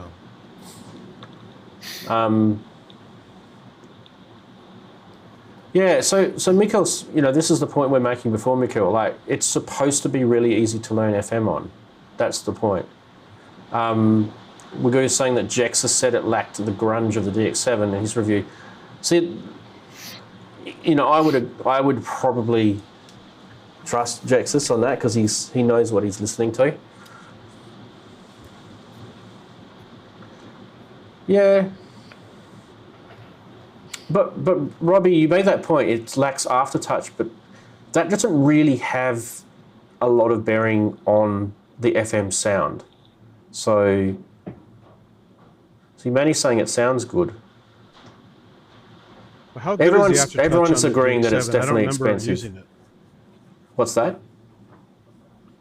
I just wonder how good the aftertouch is on the actual DX7. I know it has it, but is it a pain to use like a D50 or is it? Do you remember me showing the DX7 a couple of weeks ago, and I was actually pushing down really hard? Yeah, like a D50. Yeah. I don't know if all DX7-2s are like that, but mine definitely is. I agree. Aftertouch is definitely important for FM. I'm not disagreeing with you there, but I kind of feel, we're kind of talking to Robbie here, I kind of feel that's not really the essence of the FM side. So some people, they're saying, like Jexus, is saying that it doesn't quite have that, true sort of grungy sort of DX7 sound. Maybe it's too clinical. I don't know. When you watch that Michael Whalen video with the DX1, the aftertouch is huge. Just gives you tons of expression. So it's definitely a useful thing. But I just never heard a good aftertouch demo on a DX7. Guys, I'm getting really frustrated with this rain, and it doesn't look like it must be so super annoying for you guys to listen torrential. to. Yeah. I think we might call it a quit at the show. I mean, we've done 2 hours and 15 minutes almost, so Aren't you sampling that rain? I'm sick of it, mate. Just about all hour of rain. It's threatening to stop right now, and then like seconds later it just starts up again. Yeah. We can't hear it now. It's massive droplets when you go outside. We have this thing where rain where I live, when it rains, it absolutely just buckets down and like millimeters and millimeters like just pile up, and then it doesn't rain for ages. So we kind of have these torrential rains and then torrential dry and it's like there's no sort of. So it's tropical. It's tropical, yeah. Really, yeah. So that or season. So I'm assuming, is it seasonal? Is it like I said? Is it like the rainy season? It's the wet. Because we've got summer, so you've got winter, so it's raining. It is, yeah. We do have our seasons, like we're in winter now, but it also, you have that El Nino and El Niño, or those weather cycles where you might have 5 to 8 years of drought to 5 to 8 years of wet, and then you have these. There's something, I can't remember what it's called. It's an Indian Ocean event happening right now, which is causing extra rain to happen in Australia. And I don't know if you guys have been watching the news over the last 6 months. Australia has literally been flooding for the last, it's flooded in the eastern states. It's flooded twice already. There were, all the lettuce crops and things like that disappeared during the start of the year. It was funny because, Australians have a really good sense of humour. So, for example, they lost all the crops. So what's everyone whinging about? When they went to KFC and getting their chicken burgers, they couldn't have lettuce on their chicken burgers, so they put cabbage on them instead. Well, that's more nutritious. It was so funny. So you're not as tropical we're as having like a North drought. Queensland, but you're not as dry as the East Coast? No, we're dry. We are definitely dry here, like drier, I would say. Okay. Yeah. Oh, really? Okay. But this rain is what we get. Like usually each year we get like the heavy rain, and we have all the landscape here is all sand based. So literally all the water just drops down to the water table below. So You know, gardens pick it up because most people have, you know, gardens with proper garden beds, so the root systems and they will pick up the water. But most of the sort of natural land, it'll just literally drop through the sand into the water table, and that just fills up. We have these really massive, huge aqueduct type water tables underneath where I live in Western Australia. Like some of the biggest water storages in the world exist underground, right? And I don't know if you guys do this over in your parts of the world, but they used to allow bores to go down so that you could actually water your plants because it's quite dry, right? And it was free. You had to do aquifers in this country. Yeah. So people were just literally watering their lawns and their gardens with bore water, and they do that all year long. Yeah. It's a Ranzee weather event. You have water caches everywhere. So. That's a good comment from Steve. It's a Ranzee weather event. Yeah. Yeah. Well, we will end it though. As Grace said, artesian wells. If you go a bit north from here into Doncaster area where it's very flat, I mean, there's a big subterranean lake underneath Doncaster, and there are artesian wells sunk all around the place which tap into that. Yep. Now, I do want to say a big thank you to these people who are people that support the channel in a financial way, which is always very, very welcome. We've got Geared, Steve, Dominic, Kent, Rusty, Mark, JX3D, of course. And these are our channel members. These are the YouTube channel members. And I do apologise if I have left anyone off because I haven't updated this for a couple of weeks. And obviously, we would also like to thank Plugin Guru for, of course, sponsoring our Name That Synth segment. And Magshifter, again, thank you very much for... I reckon his videos are getting good, hey? He's doing a really good job. You know, Eddie was doing awesome as well, so... Yeah. Look, if you want to send a video in for the Name That Synth, by all means, do it. Contact me via the About page on my YouTube channel. You'll see an email address link in there. Send your video in and I can tell you how to do that. It's actually really simple, by the way. Brooksy, did you want to say something quickly? I was going to say I've got the necessaries to do it for next week if I can get my act together and sort it out. In fact, why don't I do that this evening? I could probably do that. Yeah. So it's just no, I won't say a word. I'll do it and get it to you. Well, we may not use it next week, so I'm saying that be there because for you when you need to. I want to make sure that people don't know it's from you. Do you get it? We may or may not use it. I thought you were putting it down then on there. Yeah. No. I'm not saying that we won't use his video at all. We might use it the following week or the week after. You know what I'm saying? I like the tactics. Yeah. I'll get a video done and sent to you. Yep. And it's getting louder now, so I'm going to have to say thank you to everybody. It's mental. It's I hope mental. Your roof is good. My roof is fine. Thank you to all the chatties who are part of the show, of course. We love you all, and hopefully we see you all back next week. So, yeah, thanks for that. Thank you to the two Andys and the Darrens for being part of the show as well. As always, awesome to have you guys. We'll see you next week. There is definitely a show on next week. I'm not working next weekend, so I think we are good to go. On that note, say bye, everyone. Ta-ta for now. Bye, everybody. Toodaloo. Everybody.